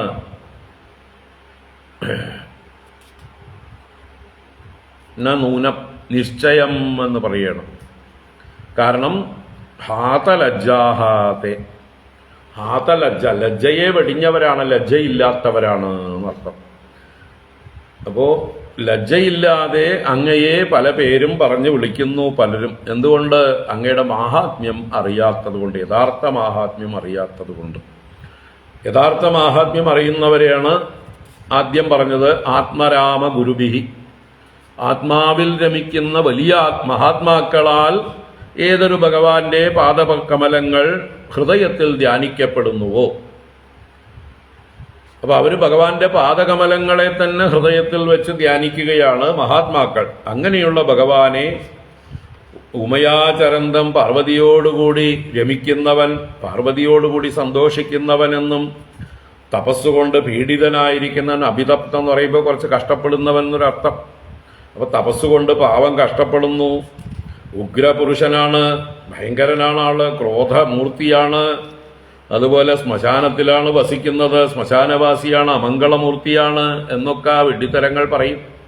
നമ്മുടെ ദക്ഷനൊക്കെ അങ്ങനെ പറഞ്ഞതാണല്ലോ, നമ്മൾക്ക് ഓർമ്മയുണ്ടല്ലോ, ദക്ഷയാഗത്തിന് മുമ്പുള്ള ഭഗവാനെ പരിഹസിച്ചതായിട്ടുള്ള കാര്യങ്ങൾ. ആ സതീദേവിയും തൻ്റെ അച്ഛനോട് പറഞ്ഞു കൊടുത്തില്ലേ അത്? ആ യാഗശാലയിൽ വെച്ച് സതീദേവി അച്ഛനോട് പറഞ്ഞു, ഏതൊരു ഭഗവാന്റെ ആ നാമം ശിവ എന്നുള്ള രണ്ടക്ഷരം ജപിച്ചാൽ തന്നെ, രണ്ടക്ഷരം ചൊല്ലിയാൽ തന്നെ സകല അമംഗളങ്ങളും പാപങ്ങളും നശിച്ചു പോകുമോ? ഏതൊരു ഭഗവാൻ ശ്മശാനത്തിൽ സന്ധ്യാവേളകളിൽ നൃത്തം വയ്ക്കുമ്പോൾ, താണ്ഡവമാടുമ്പോൾ അദ്ദേഹത്തിന്റെ പാദധൂളികൾ തങ്ങളുടെ ശിരസിൽ വീഴണമെന്ന് കരുതി ബ്രഹ്മാവും വിഷ്ണുവും ഇന്ദ്രാദി ദേവന്മാരും ഋഷീശ്വരന്മാരുമെല്ലാം ആ ശ്മശാന ഭൂമിയിൽ കാവൽ കിടക്കുന്നുവോ? ഭഗവാന്റെ പാദധൂളികൾ ശിരസിൽ പതിക്കാൻ വേണ്ടി. അങ്ങനെയുള്ള യോഗ്യതയുള്ളതായിട്ടുള്ള ആ ഭഗവാനെ ഇവർക്കൊന്നും അറിവില്ലായ്മ കൊണ്ടാണോ ഇങ്ങനെയൊക്കെ ചെയ്യുന്നത്? അതോ അച്ഛന് മാത്രമേ അറിവുള്ളൂ എന്ന് ചോദിച്ചുകൊണ്ട് തൻ്റെ സ്വന്തം അച്ഛനായ ദക്ഷനെ സതീദേവി പരിഹസിച്ചതെല്ലാം ഒന്ന് ഓർക്കുക. അപ്പോൾ അങ്ങനെയുള്ള ഭഗവാന്റെ മാഹാത്മ്യം അറിയുന്നവർ ഭഗവാനെ ഹൃദയത്തിൽ എപ്പോഴും ഭഗവാന്റെ പാദങ്ങളെ ധ്യാനിച്ചുകൊണ്ടിരിക്കുന്നു. ബാക്കിയുള്ള ആളുകൾ പാർവതീദേവിയോട് രമിക്കുന്നവൻ എന്ന് വെച്ചാൽ പാർവതിയെ ഡിപ്പെൻഡൻ്റ് ആണെന്നും പാർവതിയിൽ നിന്ന് എന്തോ സുഖം പ്രതീക്ഷിച്ചുകൊണ്ട് കാമുകന്മാരെ പോലെ കഴിയുന്നു എന്നും എന്നൊക്കെ അർത്ഥത്തിൽ പറയുന്നു. തപസ്സുകൊണ്ട് പാവം പീഡിതനാണ്, തപസാ അഭിതപ്തം. ശ്മശാനം വേറെ എവിടെയും വസിക്കാനില്ലാത്തതുകൊണ്ട് ചുടുകാട്ടിലാണ് വാസസ്ഥാനം. അദ്ദേഹത്തിന് ആഭരണങ്ങളൊന്നുമില്ല, സർപ്പങ്ങളും മറ്റുമൊക്കെയാണ് ആഭരണം. വസ്ത്രം എടുക്കാനില്ല പാവം. ആനത്തോലും പുലിത്തോലും ഒക്കെയാണ് വസ്ത്രം. നല്ല സുഗന്ധലേപനങ്ങൾ പോലും ഇല്ലാത്തതുകൊണ്ട് ശ്മശാന ഭസ്മം വാരി പൂശിയിരിക്കുന്നു. രത്നങ്ങളൊന്നും അണിയാനില്ലാത്തതുകൊണ്ട് രുദ്രാക്ഷവും മറ്റുമൊക്കെ ധരിച്ചിരിക്കുന്നു. ഇങ്ങനെയൊക്കെ പലരും കഥനം ചെയ്യുന്നു. കത്തന്തേ അവര് തീർച്ചയായിട്ടും തവ ഊതിം ന അവിതൻ, അങ്ങയുടെ ഊതിയെക്കുറിച്ച് അറിയാത്തവരായിട്ടാണ്. ഹാതലജ്ജരായിട്ട്, ലജ്ജ കൂടാതെ. അല്ലെ, മൂഢന്മാർക്ക് ലജ്ജയുണ്ടാവില്ല. മൂഢന്മാരായിട്ടുള്ള ആളുകൾ നല്ല തൊലിക്കെട്ടി ഉണ്ടാവും, ഒരു ലജ്ജയുണ്ടാവില്ല. അവർക്ക് എന്താ പറയുക, നിസ്സാര കാര്യങ്ങളൊക്കെ പറയാൻ ഒരു മടിയും തോന്നില്ല. നേരെ മറിച്ച് അറിവ് കൂടുന്തോറും നമുക്ക് ലജ്ജ കൂടി വരും, വിനയം കൂടി വരും. നമ്മൾ എന്തെങ്കിലും അബദ്ധം പറയരുതേ എന്ന് നമുക്ക് തോന്നലുണ്ടാവും. ഒരറിവുമില്ലാത്തവർക്ക് അവർ പറയുന്നത് തന്നെ ഏറ്റവും വലിയ സുബദ്ധമായിട്ട് അവർക്ക് തോന്നും, നല്ല കാര്യമായിട്ട് തോന്നും. അപ്പോൾ അങ്ങനെയുള്ള ഹാതലജ്ജാഹ ഭഗവാനെ ഇങ്ങനെയൊക്കെ പല പേരിൽ വിളിക്കുന്നു, പലതും പറയുന്നു, പരിഹസിക്കുന്നു എന്നൊക്കെ അർത്ഥത്തിലാണ് ഇവിടെ സൂചിപ്പിക്കുന്നത്. ഭഗവാന്റെ ലീലാവിശേഷങ്ങളെക്കുറിച്ച് അറിവില്ലാത്ത മൂഢന്മാർ, ലജ്ജയില്ലാത്തവർ അങ്ങയെ പലതും പറയുന്നു, പരിഹസിക്കുന്നു. ത്വാത്മരാമഗുരുഭിർഹൃതി ചിന്തിതാംഗ്രിദ്വന്ദ്വം ചരന്തമുമയാ തപസാഭിതപ്തം കത്തന്ത ഉഗ്രപുരുഷം നിരതം ശ്മശാനേ തേ നൂനമൂതിമവിദൻ തവ ഹാതലജ്ജാഃ തത്തസ്യ തേ സദസദോഃ പരതഃ പരസ്യ നാഞ്ജസ്വരൂപഗമനേ പ്രഭവന്തി പുംനഃ ബ്രഹ്മാദയ കിമുത സംസ്തവനേ വയം തൂ തൽ സർഗസർഗവിഷയാ അപി ശക്തിമാത്രം തത്തസ്യ തേ സദസദോഃ പരതഃ പരസ്യ നാഞ്ജസ്വരൂപഗമനേ പ്രഭവന്തി ഭുംനഃ ബ്രഹ്മാദയ കിമുത സംസ്തവനേ വയം തൂ തൽ സർഗസർഗവിഷയാ അപി ശക്തിമാത്രം. അപ്പോ അങ്ങനെയുള്ള ഭഗവാന്റെ മാഹാത്മ്യം ബ്രഹ്മാദികൾ പോലും അറിയുന്നില്ല. പിന്നെയാണോ അവരുടെ സന്തതികളുടെ സന്തതികളായിരിക്കുന്ന ഞങ്ങൾ എന്നാണ് ഇവിടെ ആശയം. അപ്പോ തസ്യത്തെ സദസദോഹോ പരതഃ പരസ്യ. അപ്പൊ സദസദോഹോ, സത്തും അസത്തും കാര്യകാരണങ്ങളായിരിക്കുന്ന അല്ലെങ്കിൽ സ്ഥൂല സൂക്ഷ്മങ്ങളായിരിക്കുന്ന സത്വം അസത്വമായിരിക്കുന്നതായിട്ടുള്ള അതിൽ നിന്ന് പരതഃ പരസ്യ പരനും പരനായിരിക്കുന്ന കാരണങ്ങൾക്കും അപ്പുറത്ത് കാരണാതീതനായിരിക്കുന്ന കാര്യകാരണഭാവങ്ങളിൽ നിന്ന് വേറിട്ടിരിക്കുന്ന വിലക്ഷണനായിരിക്കുന്ന അതാണ് സതസതോഹോ പരതഃ പരസ്യ. സത്ത് സ്ഥൂലം, അസത്ത് സൂക്ഷ്മം, പരതഃ എന്ന് പറയുമ്പോൾ കാരണം, അതിനും പരസ്യ എന്ന് പറയുമ്പോഴോ അതിനും അപ്പുറത്തുള്ളവൻ, കാര്യകാരണങ്ങൾക്കൊക്കെ അപ്പുറത്തുള്ളവനായിട്ടുള്ള പരമൻ പരമകാരണം എന്ന് നമ്മൾ താഴെയുള്ള കാര്യങ്ങളെ നോക്കിക്കൊണ്ട് പറയണമെന്ന് മാത്രം. ഈ കാര്യങ്ങളൊക്കെ നിഷേധിക്കപ്പെട്ടു കഴിഞ്ഞാലും അവൻ അവിടെ ഉണ്ട്. അപ്പൊ അവനെ കാരണം എന്ന് വിളിക്കാൻ പറ്റില്ല, അവൻ അവിടെ ഉണ്ട്. ആ പരൻ ഏറ്റവും ശ്രേഷ്ഠൻ. അങ്ങനെയുള്ള ഭൂമ്നഹ എന്ന് രണ്ടാമത്തെ വരിയിൽ പറയുന്നത് ഭൂമാവായ അങ്ങയുടെ, ഭൂമൻ ശബ്ദത്തിന്റെ ഷഷ്ടിയാണ് ഇവിടെ ഭൂമ്നഹ. ഭൂമാവിന്റെ, വലിയവന്റെ, ഏറ്റവും വലിയവനായ അങ്ങയുടെ സ്വരൂപഗമനത്തിൽ അങ്ങയുടെ സ്വരൂപം എന്താണ്, അങ്ങയുടെ യഥാർത്ഥ തത്വം എന്താണ് എന്ന് ഗമിക്കുന്ന വിഷയത്തിൽ അഞ്ചഹ പ്രഭവന്തി ബ്രഹ്മാദയ അപി, ബ്രഹ്മാദി ദേവന്മാർ പോലും, ബ്രഹ്മ വിഷ്ണു മുതലായവർ പോലും അഞ്ചഹ പ്രഭവന്തി, അഞ്ചസാ ന പ്രഭവന്തി, എളുപ്പത്തിൽ അവരൊന്നും പ്രഭാവമുള്ളവരാവുന്നില്ല, സാമർഥ്യമുള്ളവരല്ല, യഥാർത്ഥത്തിൽ അവർ സമർത്ഥരല്ല. അപ്പൊ പിന്നെ ഭഗവാന്റെ പ്രഭാവം അവർക്ക് അറിയില്ലെങ്കിൽ സംസ്തവനേ കിമുത, ഭഗവാനെ സ്തുതിക്കുന്ന വിഷയത്തിൽ പിന്നെ പറയേണ്ടതുണ്ടോ എന്ന് കൈമുതിക ന്യായേന. പ്രഭാവം അറിഞ്ഞാലല്ലേ സ്തുതിക്കാൻ പറ്റുള്ളൂ.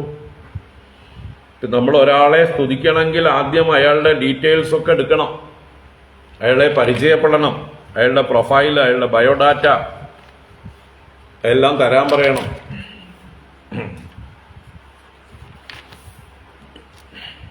ഞങ്ങളെയൊക്കെ ഓരോ പരിപാടിക്ക് ഇൻവൈറ്റ് ചെയ്യുമ്പോൾ നോട്ടീസിൽ പേര് വയ്ക്കാനും സ്ഥാനം വയ്ക്കാനും ബാക്കി അവർക്ക് പരിചയപ്പെടുത്താൻ വേണ്ടി പ്രഭാഷണ സമയത്ത് ആമുഖമായിട്ട് സ്വാഗതം പറയാനും ഒക്കെ ആയിട്ട് പലരും നമ്മളോട് ഡീറ്റെയിൽസ് ചോദിക്കും.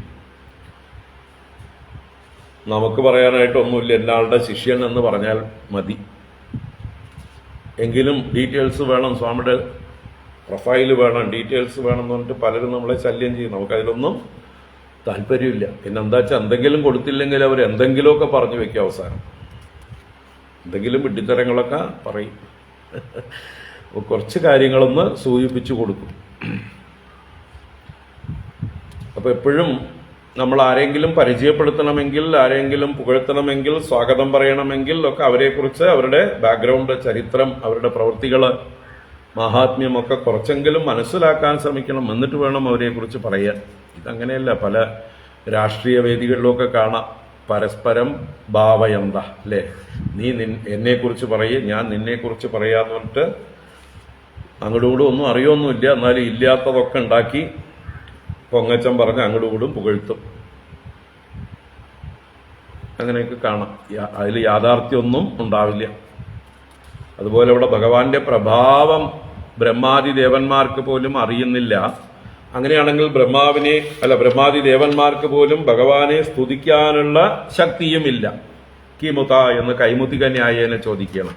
പ്രഭാവം അറിയാത്ത ഒരാൾക്ക് എങ്ങനെ സ്തുതിക്കാനാണ്? എങ്ങനെ സ്തുതി ചെയ്യും? അതുകൊണ്ട് കിമുത എന്ന് ചോദിച്ചു. സംസ്തവനേ. ഇനി വയം തു, ഞങ്ങളാകട്ടെ, തൽ സർഗസർഗ വിഷയാഹ, തൽ സർഗസർഗ വിഷയാഹ, തൽ സർഗം എന്ന് പറഞ്ഞാൽ ബ്രഹ്മാദികളുടെ സൃഷ്ടി, അവരുടെയും സൃഷ്ടി, സർഗസർഗം എന്ന് പറഞ്ഞാൽ മക്കളുടെ മക്കള്, പേരക്കുട്ടികള്, അങ്ങനെ തലമുറകളായിട്ട് വന്നിട്ടുള്ളവരാണ് വയം അപ്പി, ഞങ്ങള്. അപ്പോ ഞങ്ങൾക്ക് എന്താ സാധിക്കുക? എന്നാലും അപ്പി ശക്തി മാത്രം, ഞങ്ങളുടെ ശക്തിക്കനുസരിച്ച്, യഥാശക്തി എന്നർത്ഥം. ഞങ്ങളുടെ ശക്തിക്കനുസരിച്ച് സ്തുതിക്കുകയാണ്. ഞങ്ങൾ അങ്ങയുടെ തത്വം അറിയാൻ, അങ്ങയുടെ സ്വരൂപം അറിയാനൊന്നും ശക്തന്മാരല്ല. കാരണം ഞങ്ങളുടെ മുതുമുത്തച്ഛന്മാരായിട്ടുള്ള ബ്രഹ്മാദി ദേവന്മാർക്ക് പോലും, ബ്രഹ്മാവിന് പോലും സാധ്യമല്ല. അപ്പൊ പിന്നെ ഞങ്ങൾക്ക് എന്തറിയാനാണ്, എങ്കിലും അറിയും പോലെയൊക്കെ ഞങ്ങളിതാ സ്തുതിക്കുകയാണ് എന്ന് പറഞ്ഞിട്ട് ഞങ്ങളുടെ യഥാശക്തി സ്തുതിക്കുന്നു. തീർച്ചയായിട്ടും അങ്ങനെ തന്നെയാണ് എല്ലാവരും സ്തുതിക്കേണ്ടത്. പ്രഹ്ലാദനും സ്തുതിക്കുമ്പോൾ അങ്ങനെ തന്നെയാണ് പറഞ്ഞത്. ഭഗവാന്റെ മഹാത്മ്യം പറയാൻ ആർക്കും ആവില്ല, എങ്കിലും ഓരോരുത്തരും യഥാശക്തി സ്തുതിക്കണം. സ്തുതിക്കുന്നത് ഭഗവാനെ സന്തോഷിപ്പിക്കാനുള്ളതിനേക്കാൾ അവനവന് ശുദ്ധരാകാൻ വേണ്ടി, അവനവനെ പവിത്രീകരിക്കുന്നതാണ് ഈശ്വരന്റെ മാഹാത്മ്യം നമ്മൾ അറിയുന്നതും അതിനെ സ്തുതിക്കുന്നതും. ഈശ്വരന്റെ മാഹാത്മ്യം നമ്മൾ അറിയുന്തോറും നമ്മൾ ചെറുതായി ചെറുതായി ചെറുതായി തീരും. നമ്മുടെ അഹങ്കാരം ന്യൂട്രലാവും, അഹങ്കാരത്തിന്റെ ശക്തി ക്ഷയിക്കും. ഭഗവാന്റെ മാഹാത്മ്യം, ഭഗവാന്റെ വലിപ്പം, ഭഗവാൻ ചെയ്യുന്ന കാരുണ്യം, ഇതെല്ലാം നമ്മൾ നിരന്തരം മനസ്സിലാക്കി അതിനെക്കുറിച്ച് വിചാരം ചെയ്യും തോറും നമ്മുടെ നിസ്സാരത, അല്പത്തരം ബോധ്യം വന്നുകൊണ്ടേയിരിക്കും. എത്ര ഇൻസിഗ്നിഫിക്കൻ്റ് ആണ് നമ്മൾ. അങ്ങനെയുള്ള നിസ്സാരനായിട്ടുള്ള ഞാൻ എന്തിനാ ഇങ്ങനെ ഞെളിഞ്ഞു നടക്കുന്നത്, കുന്തി നടക്കുന്നത്, എന്നെ പോലെ ആരുമില്ല എന്ന് വിഡ്ഢിത്തരം വിചാരിക്കുന്നത് എന്ന് സ്വയം തോന്നുമ്പോൾ നമ്മൾ സ്വയം വിനയുള്ളവരാവും, മറ്റുള്ളവരെയൊക്കെ ബഹുമാനിക്കുന്നുള്ളവരാ തീരും. നമ്മുടെ ഹൃദയത്തിന് ശുദ്ധി ഉണ്ടാവും. അപ്പൊ ഈശ്വര സ്തുതി എന്നുള്ളത് തീർച്ചയായിട്ടും എല്ലാവരും ചെയ്യേണ്ടതാണ്. കൂടുതൽ കൂടുതൽ സ്തുതിക്കും തോറും നമ്മൾ ശുദ്ധരായിത്തീരും. നമ്മളുടെ അഹങ്കാരം ഒഴിഞ്ഞൊഴിഞ്ഞൊഴിഞ്ഞ് പോകും. ഇതാണ് വേണ്ടത്. തൽ തസ്യ തേ സദസദോഹോ പരതഃ പരസ്യ നാഞ്ച സ്വരൂപഗമനേ പ്രഭവന്തി ഭുംനഃ ബ്രഹ്മാദയ കിമുദ സംസ്തവനേ വയം തൂ തൽ സർഗ വിഷയാ അപി ശക്തിമാത്രം ഏതത്പരം പ്രപശ്യാമോ ന പരം തേ മഹേശ്വര മൃഡനായ ഹി ലോകസ്യ വ്യക്തിസ്തേ അവ്യക്തകർമ്മണഃ ഏതത്പരം പ്രപശ്യാമോ ന പരം തേ മഹേശ്വര മൃഡനായ ഹി ലോകസ്യ വ്യക്തിസ്തേ അവ്യക്തകർമ്മണേ.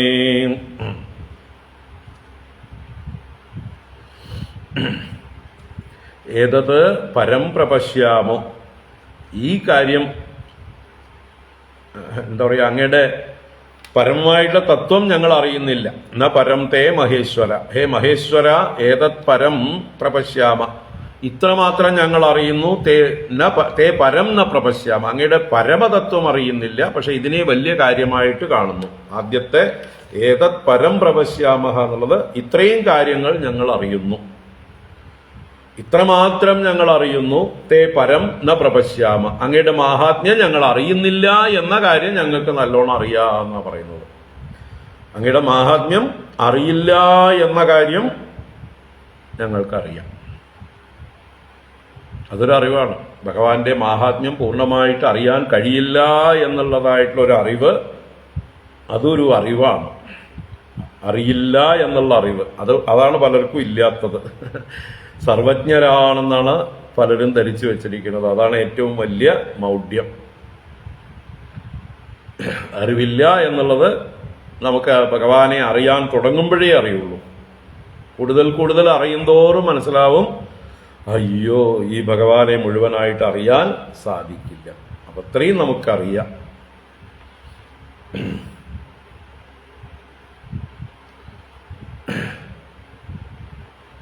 ഭഗവാന്റെ മാഹാത്മ്യം ആർക്കും അറിയാൻ കഴിയില്ല. ആ അറിയാൻ കഴിയില്ല എന്നുള്ള കാര്യം അറിയുന്നത് തന്നെ നല്ലതാണ്. അപ്പൊ മഹേശ്വര ഏതത് പരം പ്രപശ്യാമ, ഇത്രമാത്രം കാര്യം ഞങ്ങൾക്കറിയാം. തേ പരം ന പ്രപശ്യാമ ഇതി, അങ്ങയുടെ പരമതത്വം ഞങ്ങൾക്കറിയില്ല എന്നുള്ളത്. കാരണം അങ്ങ് അവ്യക്ത കർമ്മണഃ, അങ്ങയുടെ കർമ്മങ്ങളുടെ രഹസ്യം ആർക്കും അറിയില്ല. അവ്യക്തങ്ങളായ കർമ്മത്തോടു കൂടിയവനാണ് അങ്ങ്. എന്തിനു വേണ്ടിയാ ഓരോ കർമ്മം ചെയ്യുന്നതെന്നൊന്നും ആർക്കും വ്യാഖ്യാനിക്കാൻ പറ്റില്ല. അങ്ങ് തന്നെ വ്യാഖ്യാനിക്കണം.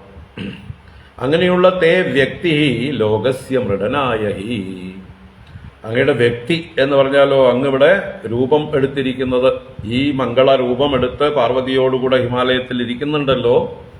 അപ്പൊ ഈ ഒരു മൂർത്തിഭാവം ലോകസ്യ മൃഡനായ, ഈ ലോകത്തിന്റെ സുഖത്തിനായിക്കൊണ്ടാണ്, രക്ഷയ്ക്കായിക്കൊണ്ടാണ്. ഭഗവാന് മൃഡൻ എന്ന പേര് അല്ലേ? മൃഡായ നമഃ എന്ന് പറഞ്ഞാൽ ശിവായ നമഃ എന്ന് തന്നെ അർത്ഥം.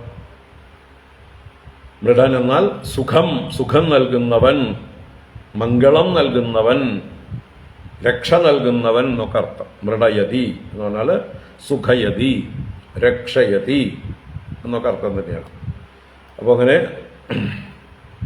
ലോകസ്യ മൃഡനായ ഹി, അങ്ങയുടെ ഈ രൂപം, അങ്ങീ അവതാരമൂർത്തിയെ ധരിച്ചിരിക്കുന്നത് ലോകരക്ഷയ്ക്കായിക്കൊണ്ടാണെന്ന് ഞങ്ങൾ മനസ്സിലാക്കുന്നു.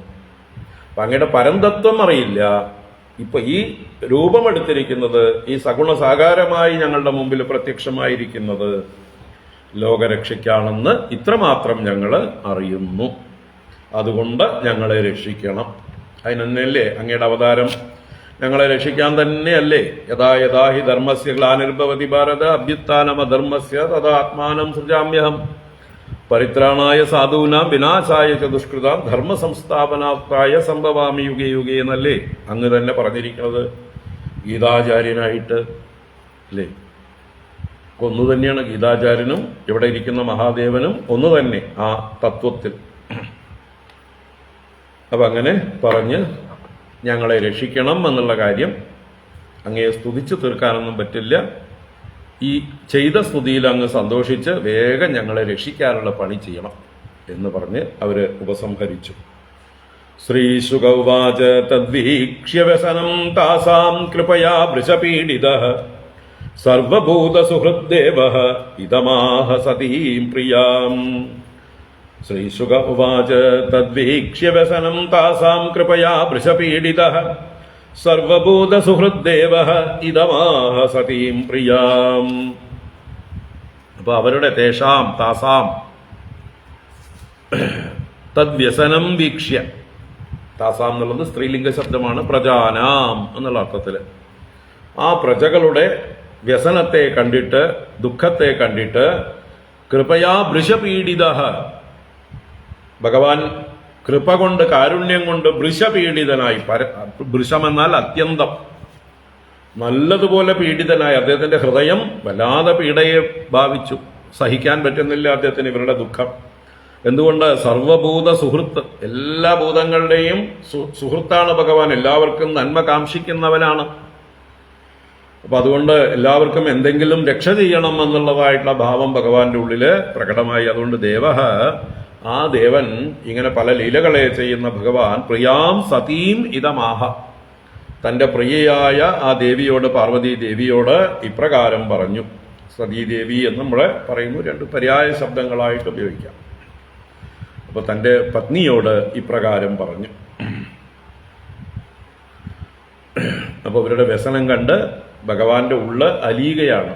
കാരുണ്യം കൊണ്ട് അലിഞ്ഞ് വൃഷം പീഡിതനായിട്ട് എല്ലാവരുടെയും സുഹൃത്തായിട്ടുള്ള, എല്ലാവരുടെയും വെൽവിഷറായിട്ടുള്ള ഭഗവാൻ അവർക്ക് നന്മ ചെയ്യാൻ ആഗ്രഹിച്ചുകൊണ്ട്, അവരെ രക്ഷിക്കാൻ ആഗ്രഹിച്ചുകൊണ്ട് ഇങ്ങനെ തന്റെ പത്നിയോട് പറഞ്ഞു.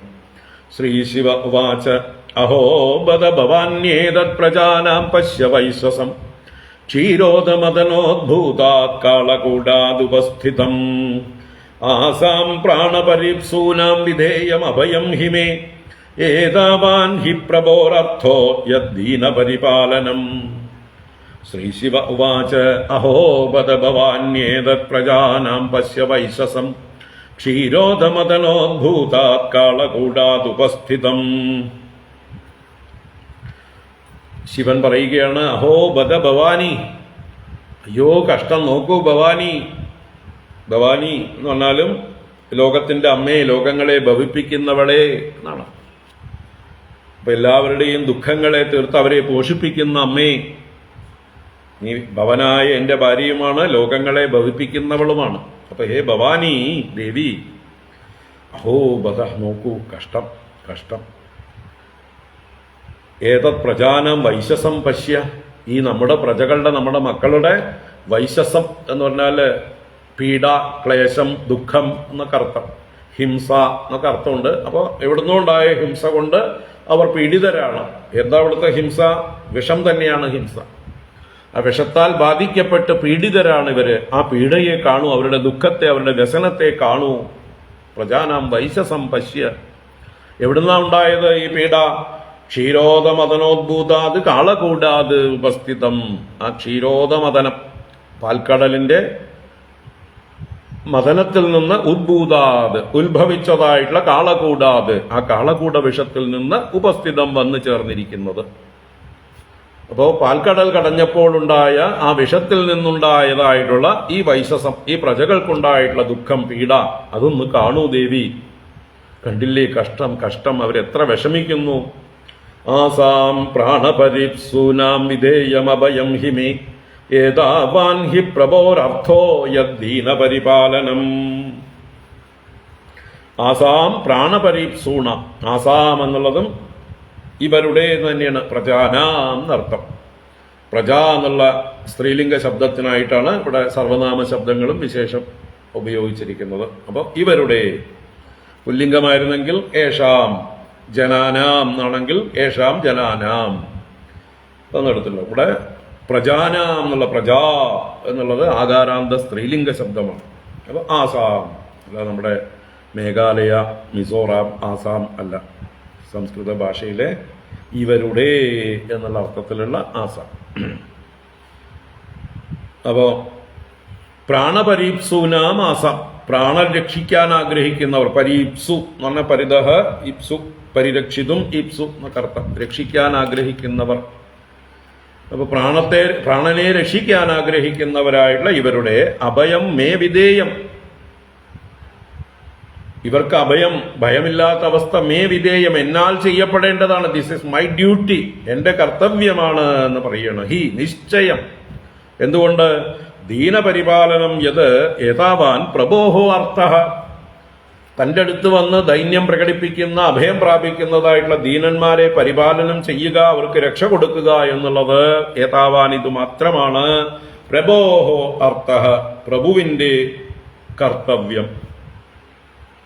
ശക്തിയുള്ളവൻ എന്ത് ചെയ്യണം? തന്റെ അടുത്ത് അഭയം പ്രാപിച്ചിരിക്കുന്നവർക്ക് അഭയം കൊടുക്കുക.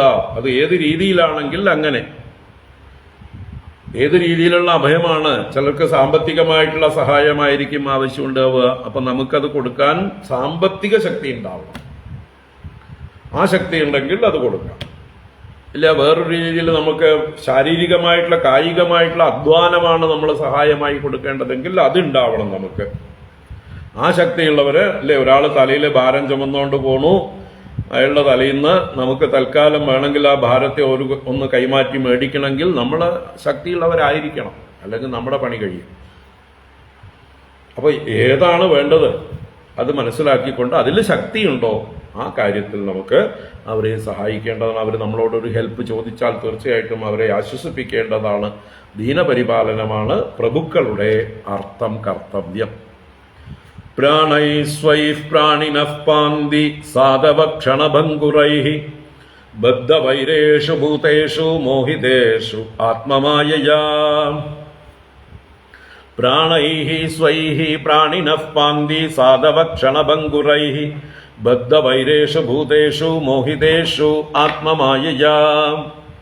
സാധാരണ ജീവജാലങ്ങൾ, മനുഷ്യരെല്ലാം തന്നെ മോഹിതരാണ്. എങ്ങനെ? ആത്മമായയാ മോഹിതേഷു, അവരുടെ തന്നെ അറിവില്ലായ്മയാണ് ആത്മമായ. അതിന് ഈശ്വരമായ എന്നും പറയാം. അപ്പൊ ഈശ്വരമായ കൊണ്ട് മോഹിതരായിട്ടുള്ള, അജ്ഞാനത്താൽ മോഹിതരായ മൂഢന്മാർ, അങ്ങനെയുള്ള ഭൂതേഷു ബദ്ധവൈരേഷു, അവർ പരസ്പരം നിസ്സാര കാര്യങ്ങൾക്ക് വേണ്ടി വൈരത്തെ ഉറപ്പിച്ചു വെച്ചിട്ടുള്ളവരാണ്. മൂഢന്മാരായതുകൊണ്ട് പരസ്പരം കലഹിക്കുന്നവരാണ്, യുദ്ധം ചെയ്യുന്നവരാണ്, കൊല്ലുന്നവരാണ്, നശിപ്പിക്കുന്നവരാണ്. അതാണ് സാധാരണ മൂഢജനങ്ങളുടെ സ്വഭാവം. എന്നാലും അവരങ്ങനെയൊക്കെ ദോഷം ഉള്ളവരാണെങ്കിൽ പോലും സാധവഃ, സജ്ജനങ്ങൾ, സാധുക്കൾ, മറ്റുള്ളവർക്ക് വേണ്ടി ത്യാഗം ചെയ്യുന്നവർ, അവരുടെ ജീവിതത്തെ മറ്റുള്ളവർക്ക് വേണ്ടി സമർപ്പിക്കുന്ന സാധുക്കൾ, ക്ഷണഭംഗുരൈഃ സ്വൈഃ പ്രാണൈഃ പ്രാണിനഃ പാന്തി, ക്ഷണഭംഗുരങ്ങളാണ്. കാരണം നമ്മുടെയൊക്കെ പ്രാണൻ എന്ന് പറഞ്ഞത് എപ്പോൾ വേണമെങ്കിൽ പോകാം. വെറും ഊതി വീർപ്പിച്ച ബലൂൺ പോലെ, അല്ലെങ്കിൽ നീറ്റിലെ കുമിള പോലെ, അല്ലെങ്കിൽ ഇടിമിന്നൽ പോലെ, അല്ലെങ്കിൽ ചൂടാക്കിയതായിട്ടുള്ള ഒരു എന്താ പറയുക, ദോശക്കല്ലിൽ ഒഴിക്കുന്ന ഒരു തുള്ളി വെള്ളം പോലെ, അല്ലെങ്കിൽ മരുഭൂമിയിൽ വീഴുന്ന മഴ പോലെ നിസ്സാരമാണ് നമ്മുടെയൊക്കെ പ്രാണനും ആയുസ്സും. എപ്പോൾ വേണമെങ്കിൽ പൊട്ടിപ്പോകാൻ, ക്ഷണഭംഗുരം, ക്ഷണത്തിൽ പൊട്ടിപ്പോകുന്നത്. അങ്ങനെയുള്ള സ്വഭാവത്തോടു കൂടിയ സ്വൈഹി പ്രാണൈഹി അവരവരുടെ പ്രാണങ്ങളെ കൊണ്ട് പ്രാണിനഹ പാന്തി മറ്റു പ്രാണികളെ രക്ഷിക്കാനാണ് ശ്രമിക്കുക. അപ്പൊ സാധുക്കള് സ്വന്തം പ്രാണന്റെ നിസാരത അറിയുന്നവരാണ്. ഇത് എപ്പോ വേണമെങ്കിൽ പോകാം. അപ്പൊ ഇതുകൊണ്ട് വേറൊരാൾക്ക് ഉപയോഗം ഉണ്ടാവുകയാണെങ്കിൽ ആയിക്കോട്ടെ, പോകുന്നതിന് മുമ്പ് മറ്റൊരാൾക്കൊരു സഹായം ചെയ്തിട്ട് പോകാമെന്ന് സാധുക്കൾ ധരിക്കുന്നു. എന്നാലോ മൂഢജനങ്ങളോ അവരുടെ ഈ ക്ഷണഭങ്കുരമായ പ്രാണന് വേണ്ടി മറ്റുള്ളവരുടെ പ്രാണനെ എടുക്കാനും മടിക്കുന്നില്ല. വലിയ പാപം ചെയ്യാൻ ഒരു മടിയുമില്ല. മറ്റുള്ളവരുടെ പ്രാണൻ അവർക്ക് വിലപിടിച്ചതാണെന്ന് അറിയാതെ സ്വന്തം പ്രാണന് വേണ്ടി മറ്റുള്ളവരെ ഹിംസിക്കുക, ഉപദ്രവിക്കുക ചെയ്യുന്നത് മൂഢന്മാരുടെ സ്വഭാവം. സ്വന്തം പ്രാണൻ നിസാരമാണ്, അത് എപ്പോ വേണമെങ്കിൽ പൊട്ടിപ്പോകാം, അത് പോകുന്നതിന് മുമ്പ് കുറച്ച് ആളുകൾക്ക് ഉപകാരം ചെയ്യട്ടെ എന്ന് വിചാരിക്കുന്നത് സജ്ജനങ്ങളുടെ സാധുക്കളുടെ സ്വഭാവം. ഇതാണ് മഹാദേവൻ സ്വയം പറയുന്നത്. അപ്പൊ നമ്മൾ ഏത് വകുപ്പിൽപ്പെടും? അസാധുക്കളോ സാധുക്കളോ, ദുഷ്ടന്മാരോ സജ്ജനങ്ങളോ? മഹാദേവൻ സ്വയം തീരുമാനിച്ചു സാധുക്കളുടെ പട്ടികയിൽ പെടാൻ. നമ്മളും ശ്രമിക്കുക. പുംസഃ കൃപയതോ ഭദ്രേ സർവാത്മാ പ്രിയതേ ഹരിഃ പ്രീതേ ഹരൗ ഭഗവതി പ്രിയേഹം സചരാചരഃ തസ്മാദിദം ഗരം ഭുഞ്ജേ പ്രജാനാം സ്വസ്തിരസ്തു മേ. പുംസഃ കൃപയതോ ഭദ്രേ സർവാത്മാ പ്രിയതേ ഹരിഃ പ്രീതേ ഹരൗ ഭഗവതി പ്രിയേഹം സചരാചരഃ തസ്മാദിദം ഗരം ഭുഞ്ജേ പ്രജാനാം സ്വസ്തിരസ്തു മേ. ഹേ ഭദ്രേ, അല്ലയോ മംഗളശീലയായിരിക്കുന്ന ഹേ പാർവതീദേവി, നിനക്കറിയാലോ എന്താണ് ഭദ്രമായിട്ടുള്ള കാര്യം എന്ന്. നമുക്ക് ഭദ്രമായ കാര്യം ചെയ്യാം എന്നുള്ള അർത്ഥത്തിൽ ഭദ്രേ. കൃപയതഃ പുംസഃ സർവാത്മാ ഹരിഃ പ്രീയതേ. കൃപയതഃ പുംസഃ മറ്റുള്ളവരുടെ നേരെ കൃപ കാണിക്കുന്ന, കരുണ കാണിക്കുന്ന പുംസഃ പുരുഷന്റെ നേർക്ക് സർവാത്മാ ഹരിഃ പ്രീയതേ. സർവരിലും ആത്മാവായി പ്രകാശിക്കുന്ന ഹരി പ്രസാദിക്കുന്നു. കാരണം നമ്മൾ ആർക്കെങ്കിലും വേണ്ടി സഹായം ചെയ്താൽ അവരുടെ ഉള്ളിലും ആരുണ്ട്? ഹരിയുണ്ട്. അവരുടെ ആത്മാവായിരിക്കുന്നത് ഹരിയാണ്. ആ ഹരിയെയാണ് നമ്മൾ കാണേണ്ടത്. നമ്മൾ ആരെ സഹായിക്കുമ്പോഴും അവരുടെ ഉള്ളിലുള്ള ഹരിയെ കണ്ടുകൊണ്ടാണ്, ഹരിക്കുള്ള പൂജയായി ആ ഹരി സന്തോഷിക്കട്ടെ എന്ന് വിചാരിച്ചുകൊണ്ടാണ് നമ്മൾ മറ്റൊരാൾക്ക് പരന് ഉപകാരം ചെയ്യുന്നത്, പരനെ സഹായിക്കുന്നത്. അപ്പോൾ അവിടെയുള്ള ഹരി പ്രസാദിക്കും. ആ സർവാത്മാവായ ഹരി പ്രസാദിച്ചാലോ? അതാണ് ഇവിടെ അടുത്ത് പറയുന്നത്. പ്രീതേ ഹരൗ ഭഗവതി പ്രിയേഹം സചരാചരഃ. ആ ഭഗവതി ഹരൗ പ്രീതേ, ഭഗവാൻ ഹരി പ്രീതനാകുമ്പോൾ സചരാചരഃ അഹം പ്രിയേ, ചരാചര സഹിതനായിരിക്കുന്ന ഞാൻ. ഇവിടെ പരമാത്മാ എന്നുള്ള ഭാവത്തിൽ നിന്നുകൊണ്ടാണ്, ഈശ്വരഭാവത്തിൽ നിന്നുകൊണ്ടാണ് ഭഗവാൻ മഹാദേവൻ പറയുന്നത്. ഇപ്പൊ ഹരി പ്രസാദിക്കുമ്പോൾ സചരാചരനായ അഹം, ഞാനും പ്രിയേ, അഹം പ്രിയേ. പ്രിയേ എന്ന് പറഞ്ഞാൽ ഞാൻ പ്രീതനാകുന്നു എന്നുള്ള ക്രിയാരൂപമാണ് പ്രിയേ എന്നുള്ളത്. അല്ലാതെ പ്രിയേ എന്നുള്ള സംബോധനയായിട്ട് തെറ്റിദ്ധരിക്കരുത്. ഹേ പ്രിയേ എന്ന് ഭാര്യയെ വിളിച്ചതല്ല. അഹം പ്രിയേ. പ്രിയേ എന്നുള്ളത് രണ്ടും ദീർഘത്തിലാണ്. പ്രിയേ, പ്രീ എന്നുള്ളത് പ്രീതിയെ സൂചിപ്പിക്കുന്നു. ഏ എന്നുള്ളത് അഹം എന്നുള്ള ഉത്തമ പുരുഷ പ്രത്യയമാണ്. ഞാൻ പ്രീതനാകുന്നു, അപ്പൊ ഞാൻ സന്തോഷിക്കുന്നു, വിശ്വമേ സന്തോഷിക്കുന്നു എന്ന് താല്പര്യം. സചരാചരഃ അഹം, അപ്പൊ വിശ്വരൂപനായ ഞാൻ പ്രസാദിക്കുന്നു എന്നാണ് അതിന്റെ താല്പര്യം. അപ്പൊ ഇവിടെ മഹാദേവൻ വിശ്വരൂപനായി ജഗത് കാരണഭൂതനായിട്ടാണ് സംസാരിക്കുന്നത്. അതുകൊണ്ട് തസ്മാത് ഇതം ഗരം ഭുഞ്ചേ, അതുകൊണ്ട് ഞാൻ ഈ ഗരത്തെ, ഈ വിഷത്തെ ഭുജിക്കാൻ പോവുകയാണ്. അഹം ഭുഞ്ചേ, ഞാൻ ഭുജിക്കുന്നു. മേ പ്രജാനാം സ്വസ്തി അസ്തു. മേ എന്നിൽ നിന്ന്, ഞാൻ കാരണമായിട്ട്, ഞാൻ ഈ വിഷം ഭുജിക്കുന്നത് കാരണമായിട്ട് പ്രജാനാം സ്വസ്തി അസ്തു. ബിക്കോസ് ഓഫ് മീ എന്നർത്ഥം. മേ മത്ത് എന്നുള്ള പഞ്ചമ്യർത്ഥം. എന്നിൽ നിന്ന് ഞാൻ കാരണമായിട്ട് പ്രജാനാം സ്വസ്തി അസ്തു, പ്രജകൾക്ക് സ്വസ്തി ഉണ്ടാവട്ടെ, അവരുടെ സങ്കടങ്ങളൊക്കെ നീങ്ങട്ടെ. ഇതാണ് എനിക്ക് ചെയ്യാവുന്ന കാര്യം. അപ്പൊ ഞാൻ അത് ചെയ്യാൻ പോകുന്നു എന്ന് ഭഗവാൻ മഹാദേവൻ വിശ്വാത്മാവായി വിളിച്ചു പറയുകയാണ്. അത് കഴിഞ്ഞ് ഭഗവാനതാ വിഷം ഭുജിക്കുന്നു എന്ന് തുടരുന്നു. ശ്രീശുക ഉവാച ഏവമാമന്ത്ര്യ ഭഗവാൻ ഭവാനീം വിശ്വഭാവനഃ തദ്വിഷം ജഗ്ധുമാരേഭേ പ്രഭാവജ്ഞാന്വമോദത.